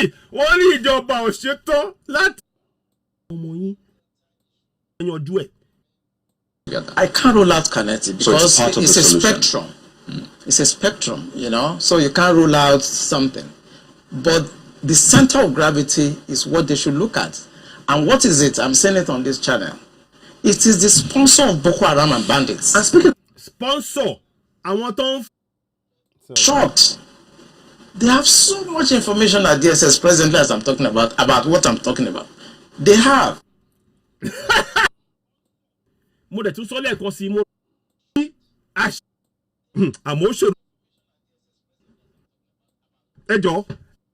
Sorry. Through what we call the intelligence circle. Okay? When you do the processing and you do the analysis before dissemination point, you discover that the end game for them is to just turn this country into like a Taliban type of country. Did you hear that? Did you hear that? Let's play that again. For those of you that believe in one Nigeria, listen to Navy Commodore Kunle Olawumi. Let's play it again. Here we go. Tori etiri ashiri. Are happening? What is the end game? So why will this be allowed to fester? For what purpose?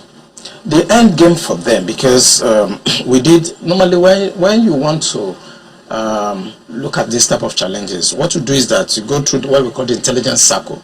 Okay, when you do the processing and you do the analysis before dissemination point, you discover that the end game for them is to just turn this country into like a Taliban type of country. And Taliban type of country. Ìtumọ̀ yẹn ní Afghanistan. Taliban type of country. Ibi tá ń lọ nìyẹn o. Tó ẹ̀yin tẹ́ ń sọ wọ́n náà. So let me forward.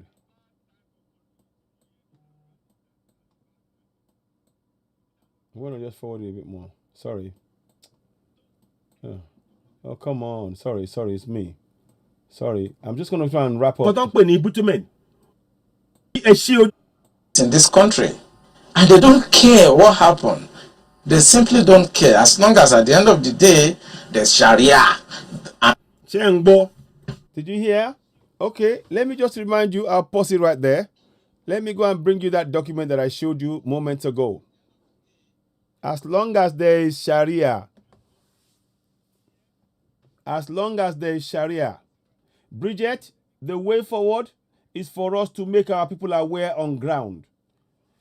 Get the information out to everybody when they are aware, and make them know that they can pray, but they also have to have the things they need to protect themselves where they are now. Prayer alone will not do it. Let me give you a perfect example of what I mean, Bridget. We need to keep this simple. We mustn't complicate it, because the Fulanis have kept it simple. They won, they are beating, they are taking our things because they have kept their goal simple. They have kept their goal very simple. Their goal is to grab the land.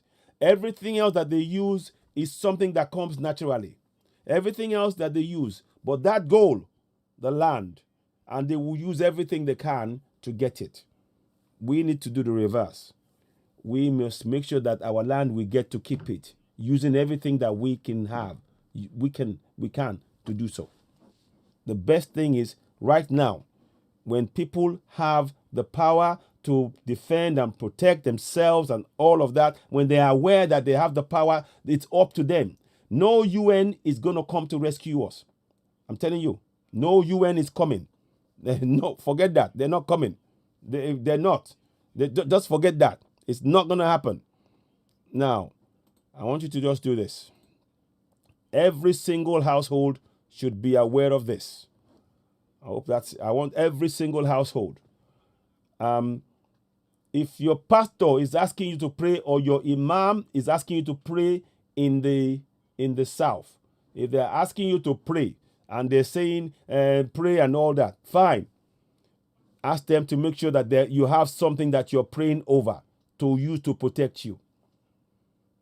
Keep it simple. Don't go to any church without having your own protection. Don't go to any mosque without having your own protection.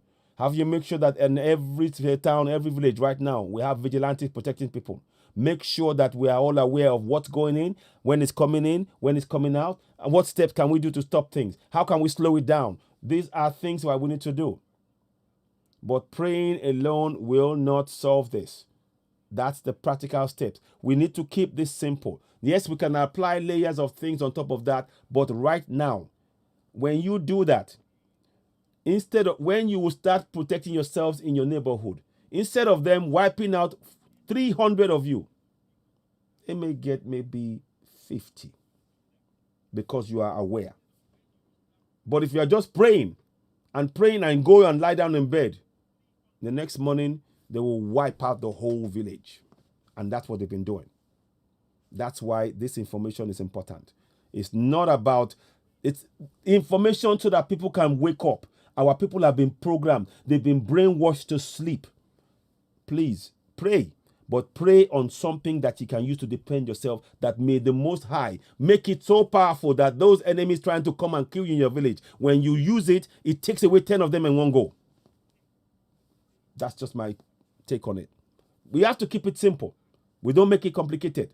We make it, because right now the simplicity of it is going to make it, is what will make it effective. I don't care who is listening. I'm saying it because we are at war, whether we like it or not.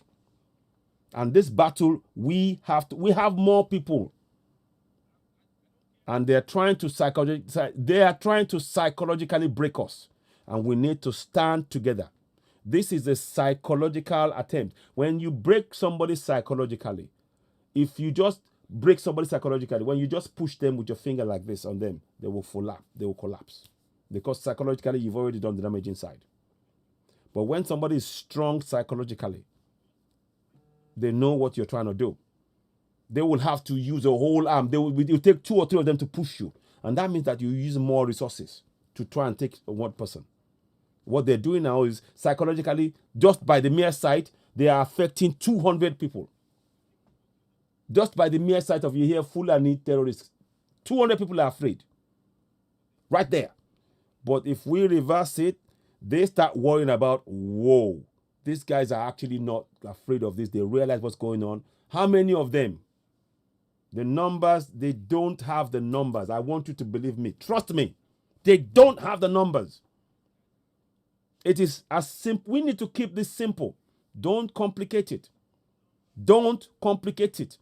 I don't care who's hearing me. I don't care. Our people must be saved. Our people must be saved. In the villages, in the town, even with their cutlasses, even with there's a lot they can do. When you know something is coming, you can protect yourself. When you know something is coming, you can do something about it. But if you don't know that it's coming and it hits you, you will freeze with panic. You will literally freeze with panic. And it will happen. You will freeze because psychologically they've got to you already. We need to reverse that now. And that's why this message must go out to every town, every village, every city. We need to unfreeze the mind of our people. Like I said, if you unfreeze the mind, they will be able to protect themselves. So the numbers of maybe 2 in the village of 40, 50 people, you can save 35 of them, guaranteed, because they are all aware and they're taking steps. You can save 35 of them. We need to think in that way, literally. Make no mistake, these guys are ready. But if you pretend, and they will be afraid. The thing is, once you start reducing that number, they start getting afraid because they know that they're going to meet more and more force. And that is all we need. That short gap is all we need to reverse this thing. That short, we don't need a big thing. It's small. It's those small things. Once it slows them up, it's game up. They want to just go in, whoom, it's done. We have got to slow them down. Your religion will not allow you to do that, though. I'm just telling you. Your religion of Islam or Christianity will not allow you to do that, though. Don't count on any leader. It's down to the villages and the towns and the cities. That's where we're going to slow them down. That's where we're going to, because it's coming. That is why this information, let it get out to the villages and towns. Please, get them to wake up. They are going to pray. Yes, show this picture to them. Tell them if you want to pray, pray over what you're going to use to protect yourself, that may the Most High bless it so that it takes out 10, 20, or 100 of the people who are trying to attack you in one go.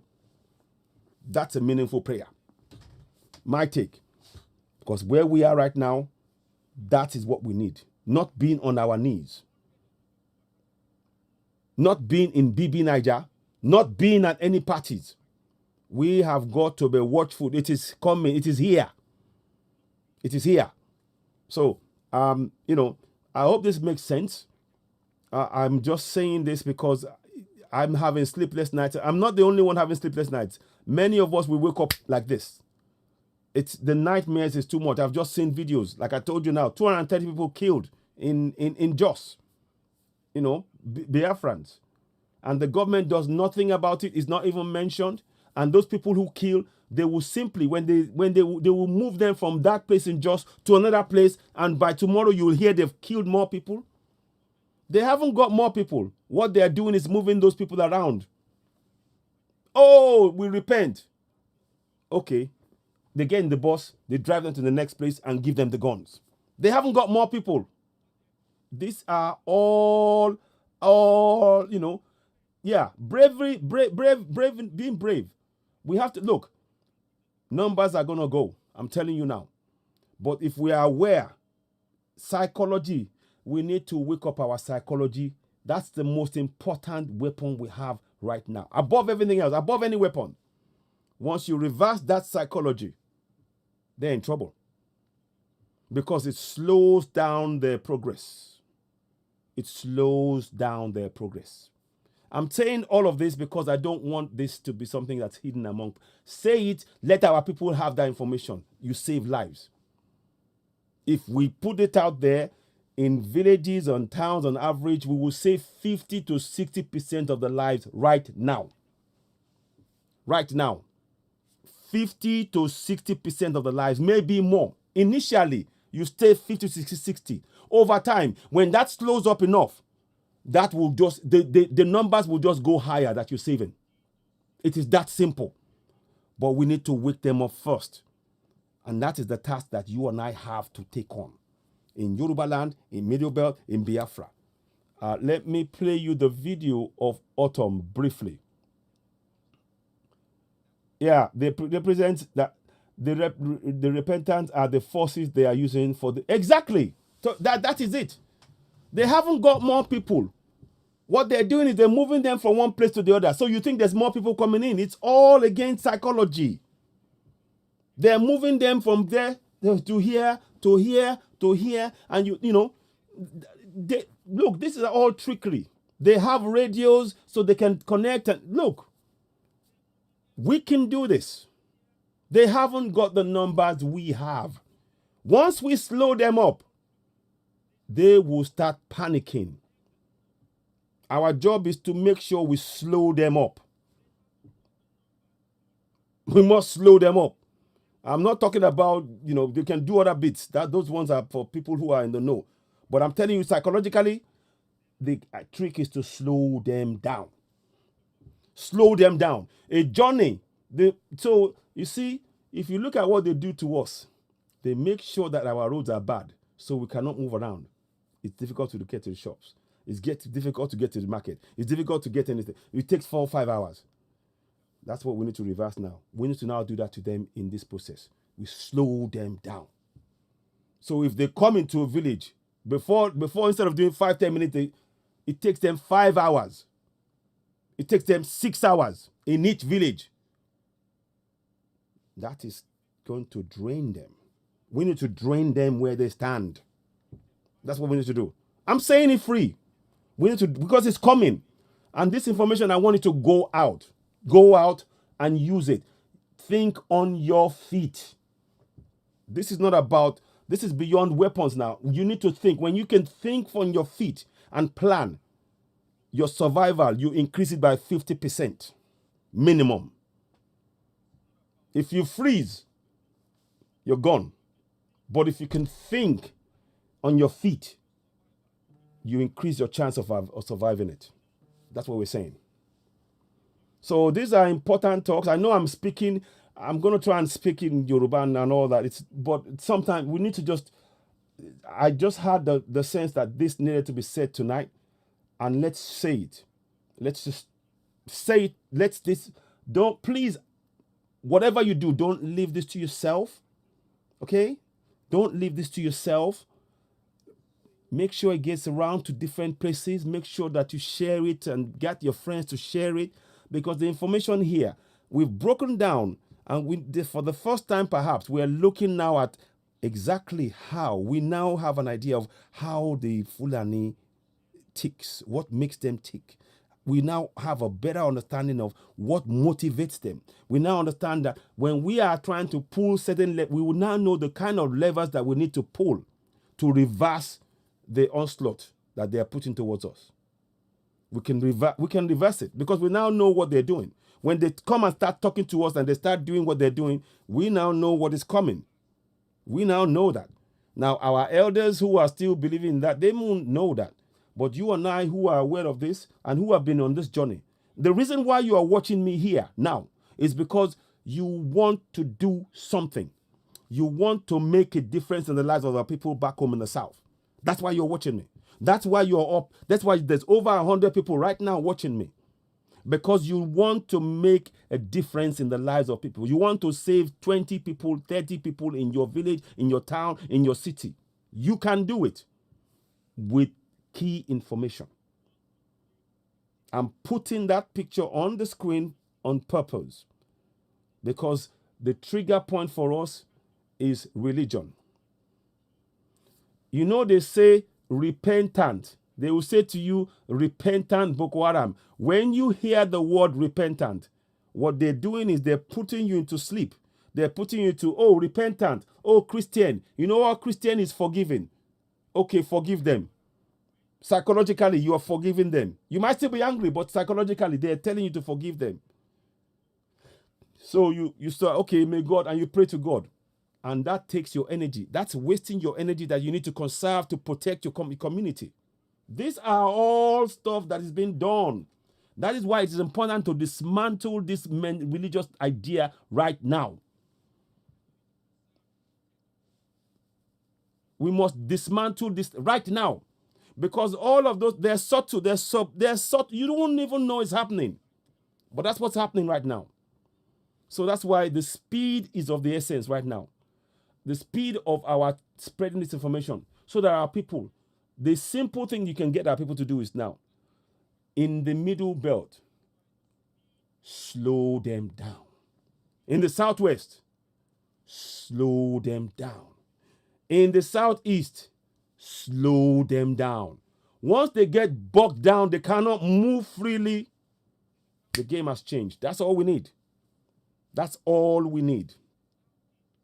That's all we need. Psychologically is the half of the battle. Psychology is half of the battle. Everybody now, they panic when they hear Fulani. It's not the numbers. It's because they've done the work to make us panic for them. We need to reverse that fast. Fast. Anyway, let's, so I want you to think about that for a while. Let me let that sit in for a little bit, and you can come back and play this video and watch certain sections again and see how you can use it. I don't need to know how you're going to do it in your areas. Yoruba, Biafra, Middle Belt, we don't need to have that discussion. Do that in certain ways. But this is something that we need. The psychology is the most important part of this thing right now, because that's the first thing they've taken away from us. And I'm trying to give it back. We're trying to give it back to, not just now, we're trying to give it back to 200, 170, 180 million people. I need your help. I really do. I need your help. We need to help each other. It's survival of our coming generation. It's survival of our coming generation. It rests on you and I. Let's do it. Okay. Yeah. Exactly. Wake up, people. Forgiving your killers is a sin. Tominala Agnes, thank you so much. Thank you for your donations. I appreciate you, my sister. Thank you so much. And for the swim. Listen, ladies and gentlemen, there is a bank account there. If you want to help Citizen AY and you want to help Oduduwa TV Radio, please donate whatever you can. The account is rolling at the bottom of the screen somewhere, because we're trying to raise this level of awareness. It's at the bottom on the right part as I'm looking at it, is to my left.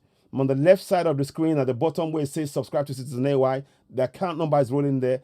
Donate what you can. The WhatsApp and PayPal and the UK account number. If you want to donate to the Nigerian account, please do so. Because what we're trying to do is, as we speak, we're trying to raise that awareness in the villages and town in Yoruba land. Because on that knowledge, if we can do that, all we need to do is just slow this down. In every town, in every village, they have to. If it's slowed down in every town, in every village, it's game over. Trust me. If it's slowed down, that's all you need to do. Slow it down. Half a second, 1 minute, 5 minutes, 10 minutes, 20 minutes, an hour, 5 hours. in each area. They will start having, because they are expecting it to happen quick. But once we start doing that, we are already, they're not sure what they're going to meet in any of the places anymore now. Now they know what they're going to meet, fear, because that's what they prepared. But when we reverse that, that's why that information getting out there is very important. And make people also understand that they have the right to self-determination in their own land. Because when people know that you have the right to self-determination, you are more likely to stand and fight. It's all about psychology. All of this is all about psychology. When you understand that you have the right to stand and fight and defend yourself in your land, come what may, that gives you energy. As it stands now, oh, the Constitution says, and I agree with it. But now I'm giving you reasons why that Constitution is meant to apply to you only, and the Fulani, it doesn't apply to them in any way, shape, or form. I'm giving you instances. Use that. Please. This is a job for all of us. So the account is there. Please, if you can donate to us, because we have to get people on the ground to do certain things, and we got a few things we just sent some funds to help on ground just this evening. We need more. It's not, we need a lot more to get a few things. The awareness level must be there. So when we're going in there and we're talking to them about the Constitution, we're talking to them about the NINAs, we're talking about the proposed Constitution and the NINAs, and then we can then talk about, making them be aware that, the right to self-determination. And then, look, this is coming. You need to get yourselves into vigilante groups. You need to protect yourselves. It's, you're given a holistic approach to this. That's what we need to do. Very, very quick and direct manner, so that they are ready. Our people aren't ready right now. I'll be very, very honest with you. We're not ready right now. And time is short. Time is short.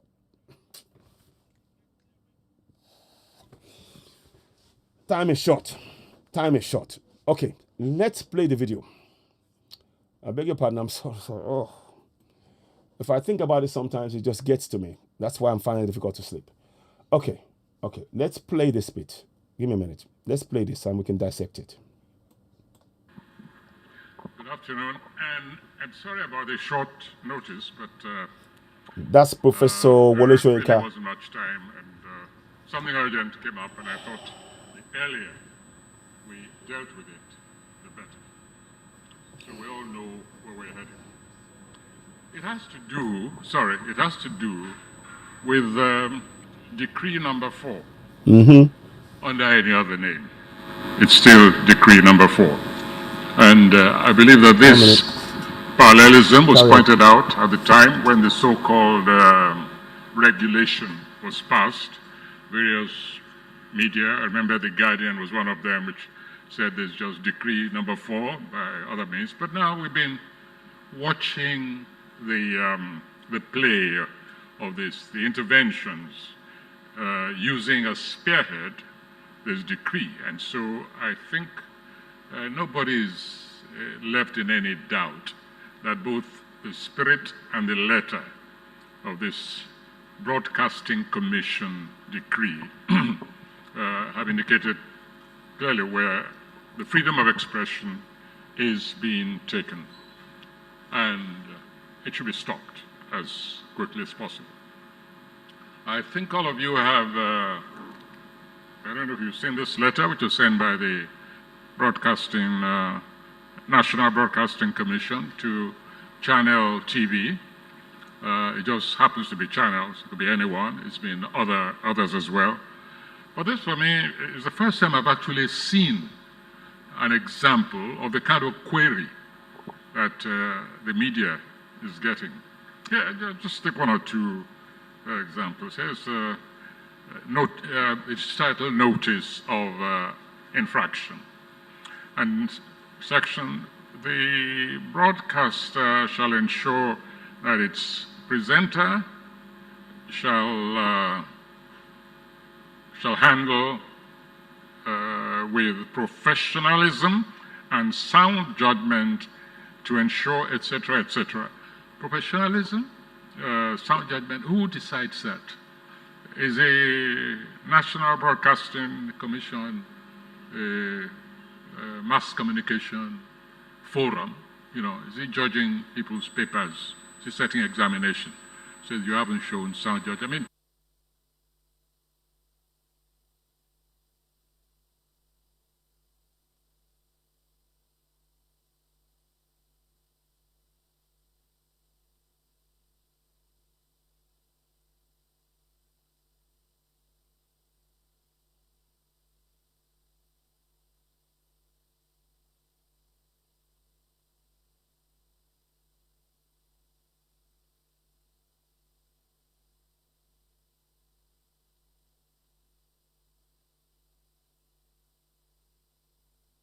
Oh, sorry. Keep in mind, sorry about that. Keep in mind what he's saying here. Sorry, but thank you very much for writing audio. Motunde Adeyemi. Keep in mind, all of this is all done to psychologically oppress us in the South. The language that they use is a language they don't care for, i.e., English, Westerning language. The people that is being used against is the people that they don't care for, i.e., Southerners, Yorubas, Middle Belt, Igbos. All of this is all targeted to suppress, oppress, keep us. They're ready. They're preparing us. They're weakening us psychologically, physically, in all manner to make it easier for them to overrun us when they start their war. Can you hear me? Can you hear me? Okay, you can. Yes. Can you hear me now? I can't hear myself. Can you hear me? Sorry about that. Can you all hear me? Type yes if you can hear me, please. Can you hear me? Can you hear me? Give me a thumbs up or one. Type one if you can hear me. Okay. Let me know if you can hear me, please. Type one, because I think I can hear myself. Checking a few things, but we want to basically... Let me just see. Can you hear me? Please type one, because I think I can hear myself. Okay, you can. Good. Okay, good. That's good. So now he's asking... They were asking for for the people. Okay, thank you, Tomilola Agnes, my sister. Thank you very much. Taiwo. Okay, Tenyola. Fantastic. Okay, good. Thank you very much. Now, so listen to what they were asking. They were asking, it's like they're trying to get journalists to explain everything that they're doing. So let's listen a bit more. I might not play all of this because it's quite late now. Who's the impartial arbiter? Who's the expert who decides things like that? And so on and so forth. I mean, this is one of the most astounding, semi-literate kind of official query. Now, let me just say that. You see, let me just say, at this point, I respect Professor Wole Soyinka. I am in awe of what is achieved. But you see, what we need to do now, what we need to do at this point is we mustn't fall for the trick of what they're writing in there, because it's not designed to have any impact on Fulanis. It's designed to have impact on us Southerners, to make us worry about what they're doing and how we are going to react to it, when we should be making them worried about what we are doing and how they will have to deal with that. You see, once they're in control of that side of things, we are on the back foot. But when we are in control of what they are having to respond to, problem. So, for example, all of this stuff that they do now in terms of this, come and write a payment, come and write this, come and write that, we start going and taking key actions in certain places. We know that it has to be calculated. I don't want to give too much away, but there are certain things that we can do, and I don't want to mention too much so that they can then go and counter it. But essentially, what I'm trying to say is this: once somebody is setting you traps and they're trying to keep you pinned down, you can only react. So, as much as I respect Professor Wole Soyinka and others, what we are simply doing is reacting to what they're doing. So we are having to be on the back foot all the time. But what we need to start doing is now start doing things to make them really concerned about what next move we are going to make. Because once we do that, they cannot focus on their goal.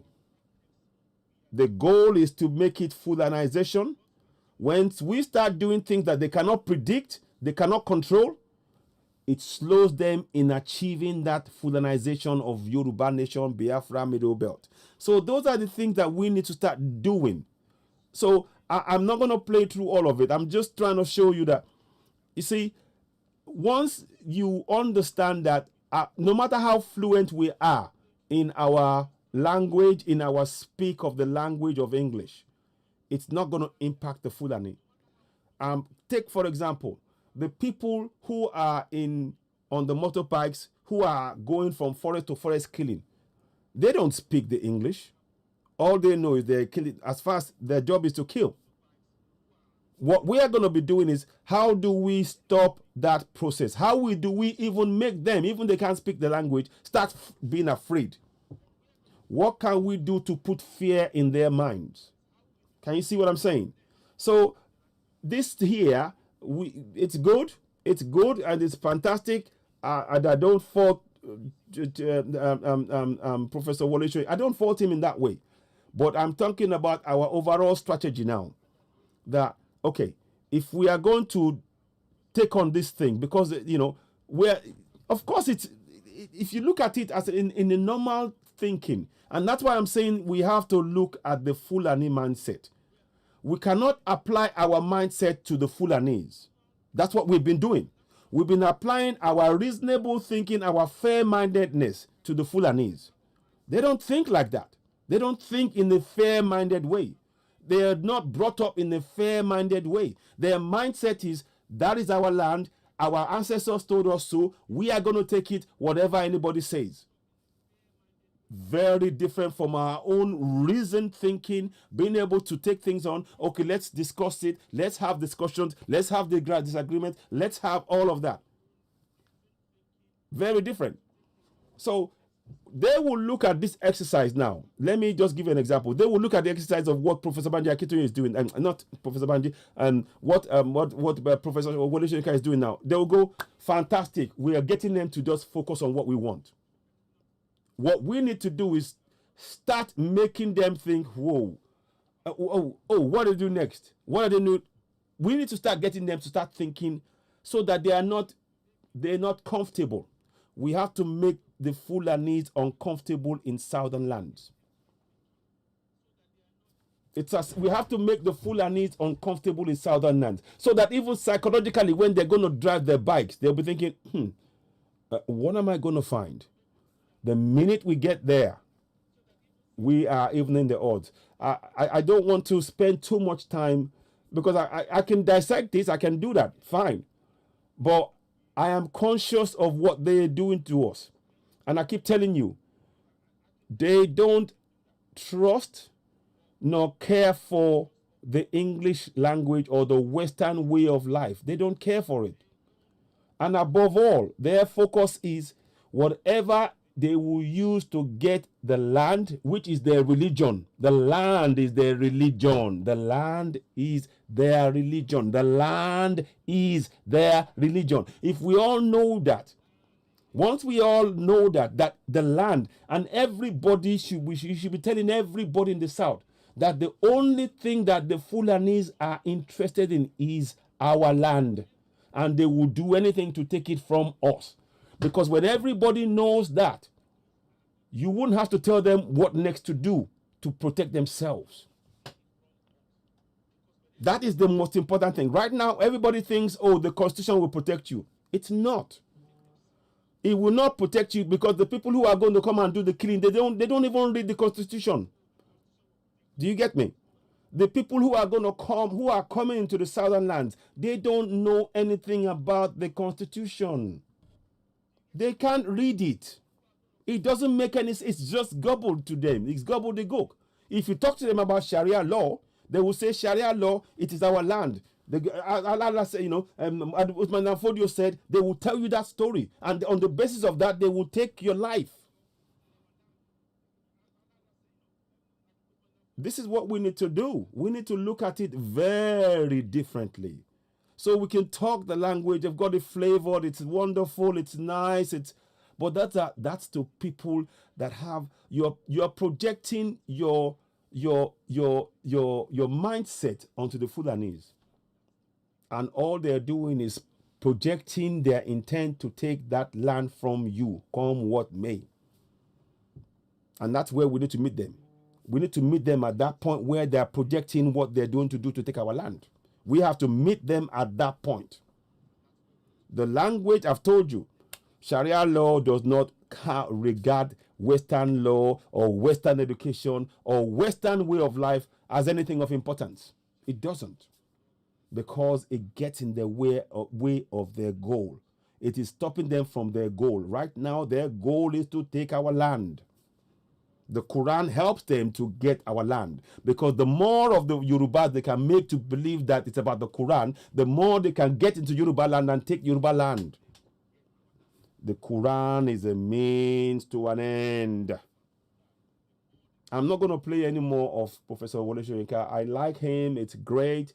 If you want to have an experience and a learned experience and talk and feel good in the use of the words, and the fact that he's a Yoruba man, being able to adapt at using other people's language and reach so much world fame that we all revere. I mean, I bow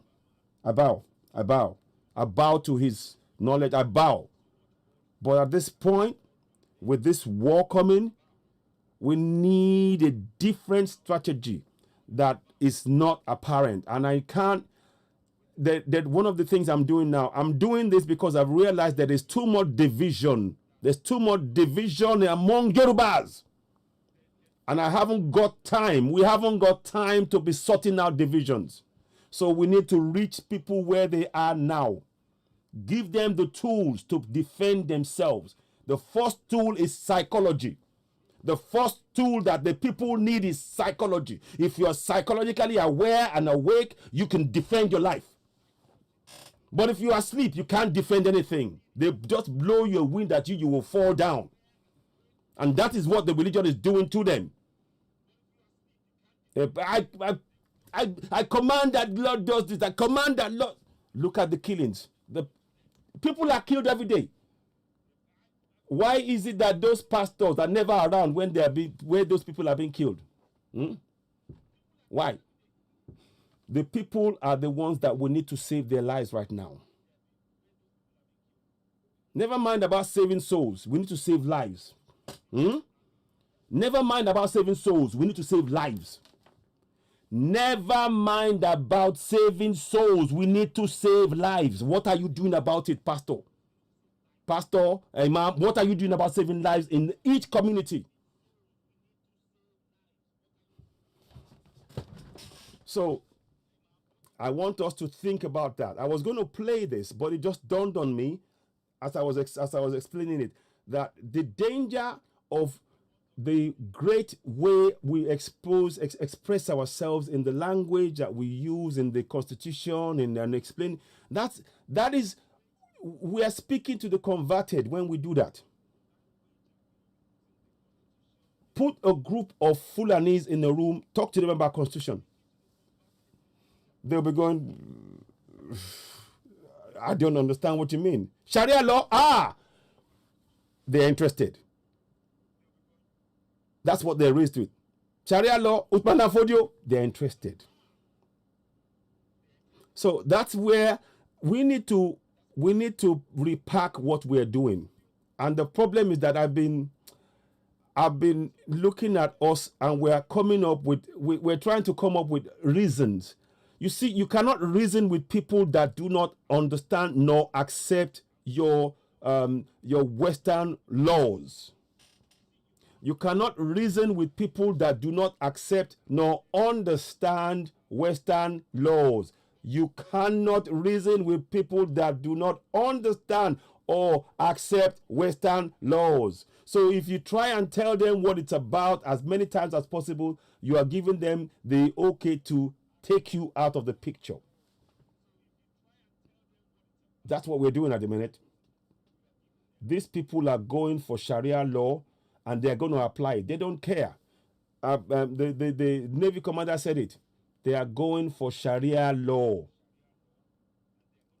Our goal must be, how do we stop them in our land? How do we get our people This is not a job for one person. It's not a job for a million. It's a job for 170, 180 million. No one person can save us all. But if we all stand together and we share the knowledge, we can save 150, 160, 170. Almost all of us can be saved. The number that will be taken will be less than 100,000 if we have the right knowledge. I love listening to Professor Wole Soyinka, but when it comes to life and death like we are now, it's good. You can break down, you can say who wrote this, who wrote. Their intent, they write it intently. They want us to have the time to be focused on that whilst they're doing the killing. That's what I'm trying to make us understand. Whilst we are still busy talking about how can their goal is for Sharia law. So what does it matter to them? They can write whatever they write in English. They don't care about that. That doesn't mean anything because it's not part of their goal. Their goal is to get your land using Sharia law. And that's what they're going for. And they won't stop unless you stop them. I hope that makes sense. I'm going to stop the video. I'm not going to play any more of that because I don't want to. We could talk. I could break it down. I was going to do that initially. That was my plan. But as I'm talking to you here now, and that goes, those of us, Biafrans and Biafrans in particular and Yorubas, we haven't got much time. 230 Biafrans killed on the way back from Jos. 230 today. And how many more are being killed? And this is going to only get worse. And our people will still be saying, somebody come and help us. Right now, we have to look at it from this point of view. Nobody's coming to rescue you in your town or your villages. So how do you save yourself? Let me say that again. No, we have to imagine that because nobody's going to come and save us. The guns, the Fulanis have got the guns, they've got the weapons, they've got all of that. And when you they're trying to make sure that you don't have anything. But in the middle of that, believe you me, there are things you can do to save yourself. It's not to bend on your knees and pray for thunder to come and strike all of a sudden. No. It's about to pray that whatever you're going to use as a thing to protect yourself will take out as many of those trying to kill you as possible. That is a more meaningful prayer. And you make sure that is actually something that is functioning to take effect. And you send, and the thing is, when that happens, when you do that, when they see that you're protecting yourselves in your neighborhood and they're having casualties, they start panicking because they realize, you told us it was going to be easy. In fact, they might start running. And these guys are not they are not strong-hearted, It's the weapons that they have. But when we slow them down and they're not sure what they're going to come and meet, they will run. They will run, particularly because they know they haven't got the number. They will run. So this is all about psychology. It's all about psychology in a way.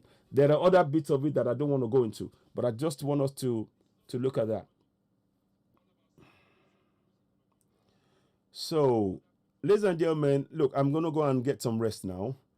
I've got to get up early. I've got a number of meetings tomorrow to go into. But I'm even beginning to, I look at meetings sometimes, I'm just thinking, is it really? But right now, what we can do, there are a lot that we can do individually. And that means that you and I, we, give information out to people. Right, okay, look, understand something. One of the things I want you to take away from this is this. Understanding the mindset of the Fulani is the most important thing for us. Once we understand the things I spoke about, that the Fulani, they're not triggered by the Constitution because it doesn't apply to their life. They are triggered by the Sharia law. They are triggered by wanting to take our land because of the idea that their ancestor owns our land, even though we are on it. And we are going to challenge that. How we go about challenging that thought process to make them know, no, wrong. That is a lie you have been told, and how we are forcefully going to ensure that they run back with the tails between their legs back to where they came from. The Constitution, any talk about Constitution and is pointless with them. Because the Constitution, like I said to you all, That constitution is written not for northerners but for southerners. I'll say that again slowly. The constitution is written not for northerners but southerners. How many northerners speak English?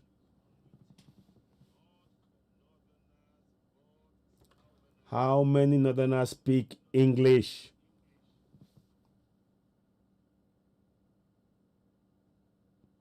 Yes, we need Yoruba Sharia, yes. So we need to understand that. So if you start taking the book and it says in the constitution, it says this, they're just going to be looking at you.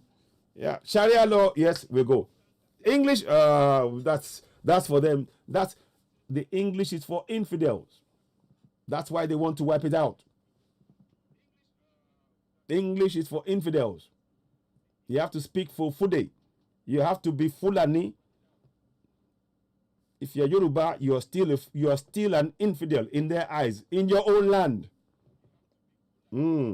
Those are the things we need to be looking at. We need to be looking at those things. I know time is short, and I have to just say this in clear terms.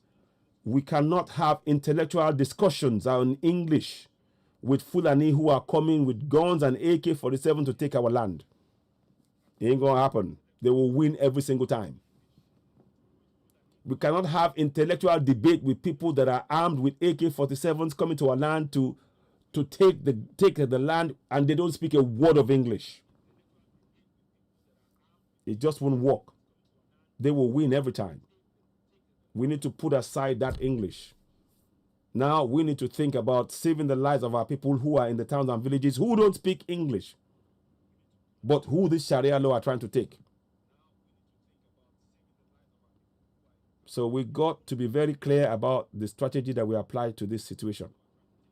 And that applies to everybody. The killings are going to go. We need to stop the killings. The killings are happening every day. Every single day. The killings, it's scary. It is scary, the amount of killings going on. And our people have been divided and prevented from getting weapons. And that's where we come in. When you have a group, a community where people are able to protect themselves and suddenly come up with and slow these people up, you will suddenly know that they'll start panicking. When the government says defend yourself to Southerners, but then they are giving the weapons, more weapons to the Fulani terrorists, that should tell you something.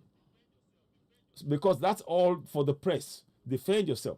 But then in Fufude, they will say, yeah, we're giving you more weapons. We'll give you, don't worry. We're just telling them that for sure. In actual fact, we are giving you more weapons. That's what they're doing. And we need to change that. So our talk now should not be about that constitution. It's about how to save lives of our people in our towns, in our villages, in our cities. That's the discussion. Every one of us now, this is something we should throw open and we should be discussing. How do we save lives in the community? How can we make sure that people save their lives? How can we, imagine if a town managed to get something, lay their hands on something that's on imagine if they do that. Then that means that in that area, the Fulanis, they will be telling, mark my words, they'll be saying, don't go to that place, because they are ready for us. So they will avoid it. They will avoid it. They know there are certain places in the Niger Delta, for example. I won't say too much. They know that, okay, because they know this one will go, but if they come there, they'll be reluctant. And that's what we need to be doing. It's not about the constitution. It's not about, they don't care about that, because English, it's a Western language which they are going to eradicate if they make it a sultanate. So those of you talking about one Nigeria, wake up. I'm telling you now, wake up. You've heard from Navy Commander Kunle Olawumi. He's told you that they want to make it into Sharia. That means that all of this constitutional talk you want to talk means nothing. It's zero. In fact, you're putting your lives in danger if you're talking about that, because they will continue with the killings. In fact, they will continue faster. They will leave you talking there and they will encircle you and take everything. Ladies and gentlemen, let's have a think about that. I will be back later on. I need to go and get some sleep. Thank you so much for watching. I'm amazed. It's past 4 o'clock UK time and you are all, it's over 84 people watching me.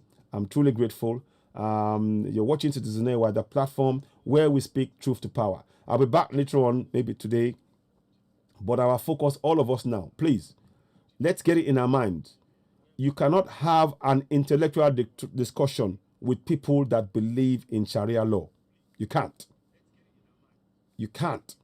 You cannot have intellectual discussions. The only discussions that would be meaningful will be talking to people who are similar, who hear the language, who want to talk to you about that. And in some ways, we have to be very careful of engaging with those northerners who are eloquent as well. Because again, that's part of the discussion. Because those people, they are ensuring that the people who are going to do the killing are carrying on with the killing. They're not putting a stop to it. So when you are having discussions, or we're going to talk about, let's talk about peace, and we are this, we are that, and they are always. I saw one tonight whereby the discussion and the way they were talking about it, it was from the point of view of pointing out the differences of the people in the South, and that was quite interesting to see. He was in I'm not going to mention his name, but I think people will know.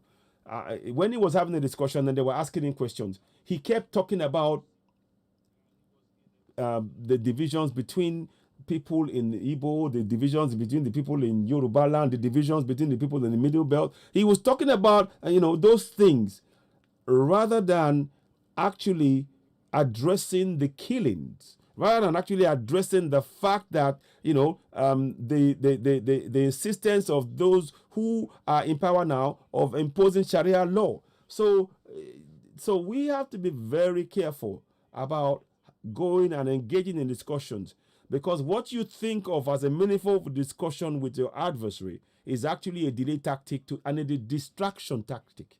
We haven't got time for distractions. We need to look at how we're going to save lives in towns, villages, and right now. That's how I see it. That's what we are faced with.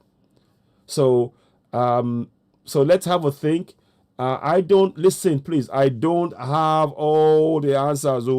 I don't. Before somebody says, Mr. Know-it-all. No, these are just my own thoughts and suggestions about the way forward and how I've seen things and the kind of things I've been able to put together. And I've done a lot of extensive research myself. And I want and I expect people to do the same so we can exchange ideas and be able to protect our people. So that's what I want to say. But please, I do want to thank you very much. Don't forget, whatever you can do to donate to us, the account number is there. We've got the PayPal. If you can help and assist, just write donation to write Citizen AY so I know where it comes from. Citizen AY in terms of how can I put it now? Awareness. Citizen AY. Southerners awareness, something like that. Southerners awareness, so I know, because we are trying to raise the awareness of the Southerners. We are asleep. The whole of the South, over 80 to 90% of Southerners are asleep. You know what is scary? We get information about the killings that's happening in South, in diaspora, before they get it. And that is dangerous. How do we change that? How do we change that? Let's have a think. How can we change that? So that when we get information, we know that the data issues. You see, some areas, the data, somebody will buy data, it runs out quickly. It's all designed. All of that is designed to suppress, oppress, to make sure that we don't know. We cannot speak to each other. We cannot communicate. We cannot disseminate information. This is all part of the strategy. It's to weaken us so that they can just steamroll us. Yeah, like I said, think about that. We find out in diaspora about things that are happening there faster. In fact, up to the minute in some cases. And it takes them sometimes 3, 4, 5, a week before they get that information. To slow the process down, that has got to change. To slow this thing down, that's got to change.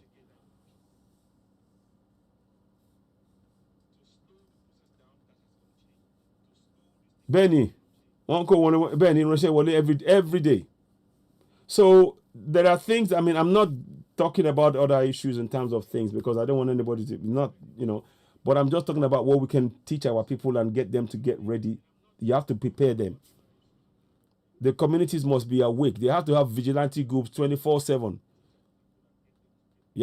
People must not be sleeping at night. Communities must be watching each other. They must be having a team of people. 24 hours change, literally. So they are watching and you're knowing the entries and everything. So you are all aware. We need to do that. That's the first thing to do. Yeah, that's part of what we need to do.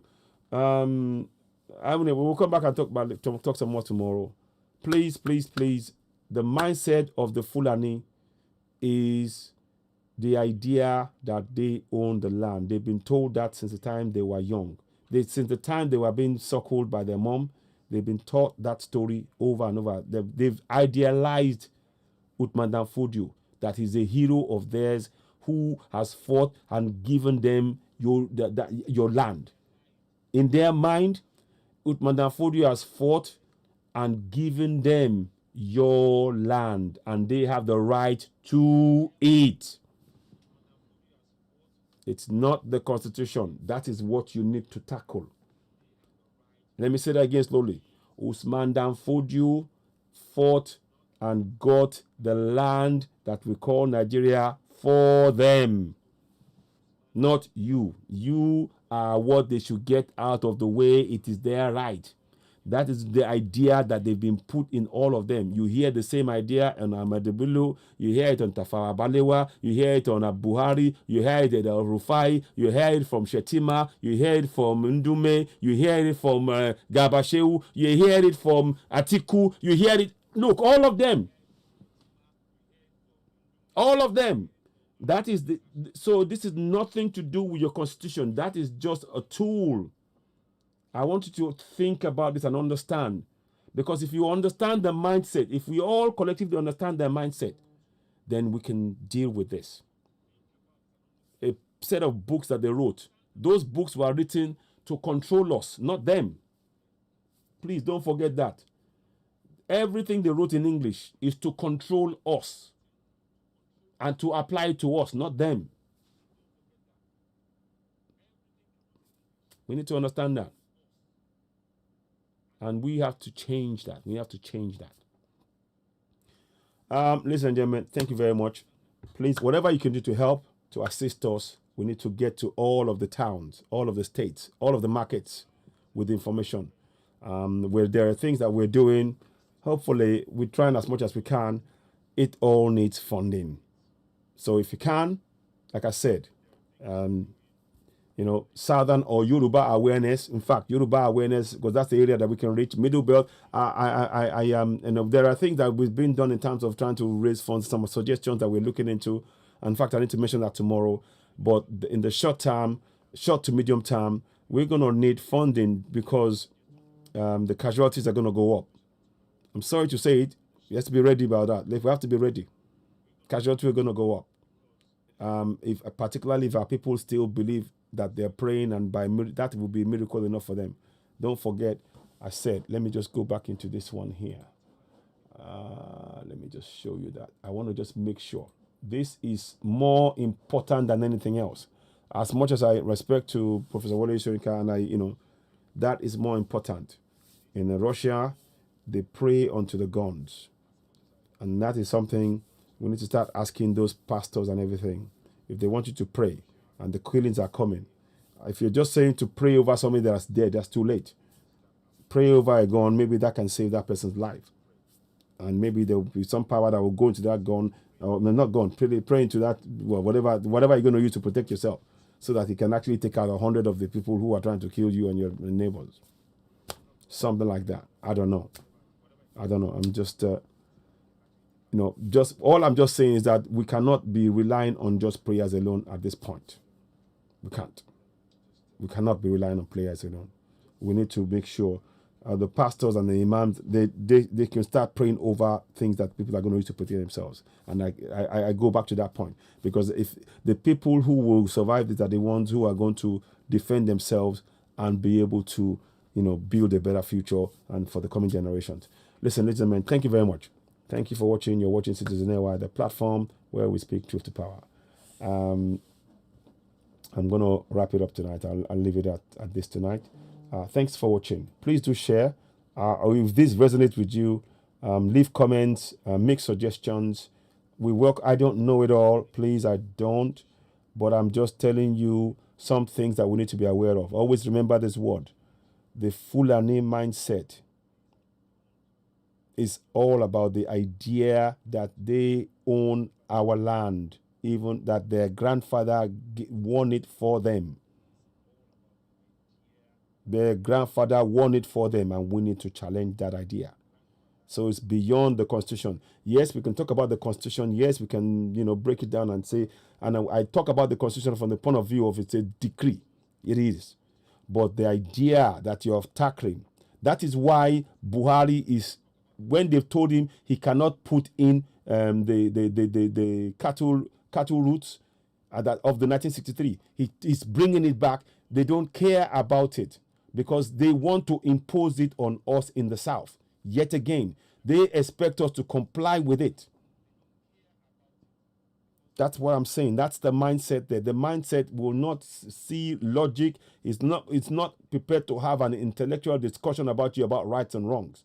It's about complying with what he said because they believe they have the power. That comes from being taught from when they were young that the land that you sit on, that you are in now, is the one that your grandfather worked for you. And the people who are there now, you will push them out of the way. That's what it be. In every Fulani town, village, town, we need to remember that's what they've been taught. They've been taught that, and it's gone in more strongly than any Bible or any Quran book or anything that you can teach in the Southwest, Southeast, or Middle Belt. And that is why they are quick to take the lives out without any fear. That's why they're quick to take our lives, because they said for them it's about their survival. Taking our land is about their survival in their own mind. They say the only way for them to survive is if they can take our land. And if we are in the way, they take us out of the way. Anyway, thank you very much. Have a pleasant evening. This is where we're going to wrap it up. Morning, because it's late now. I'm going to end this now. Please do share. Like I said, whatever you can do to assist is always appreciated. Always, always appreciated. Let's see if I can find... no, sorry. Okay. I am tired, so do bear with me if I suddenly feel a little bit disorientated, but I will get there. 1 minute. So there is a lot of work for us to do. I do hope we can get it done. We can achieve it. I'm sure of that. Of that, I'm very, very sure.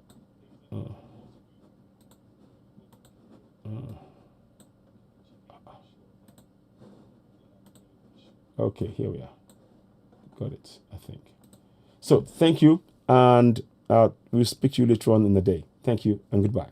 I hope you find this beneficial. Leave comments. We appreciate your staying with us this much at this late. Thank you and goodbye. Goodbye.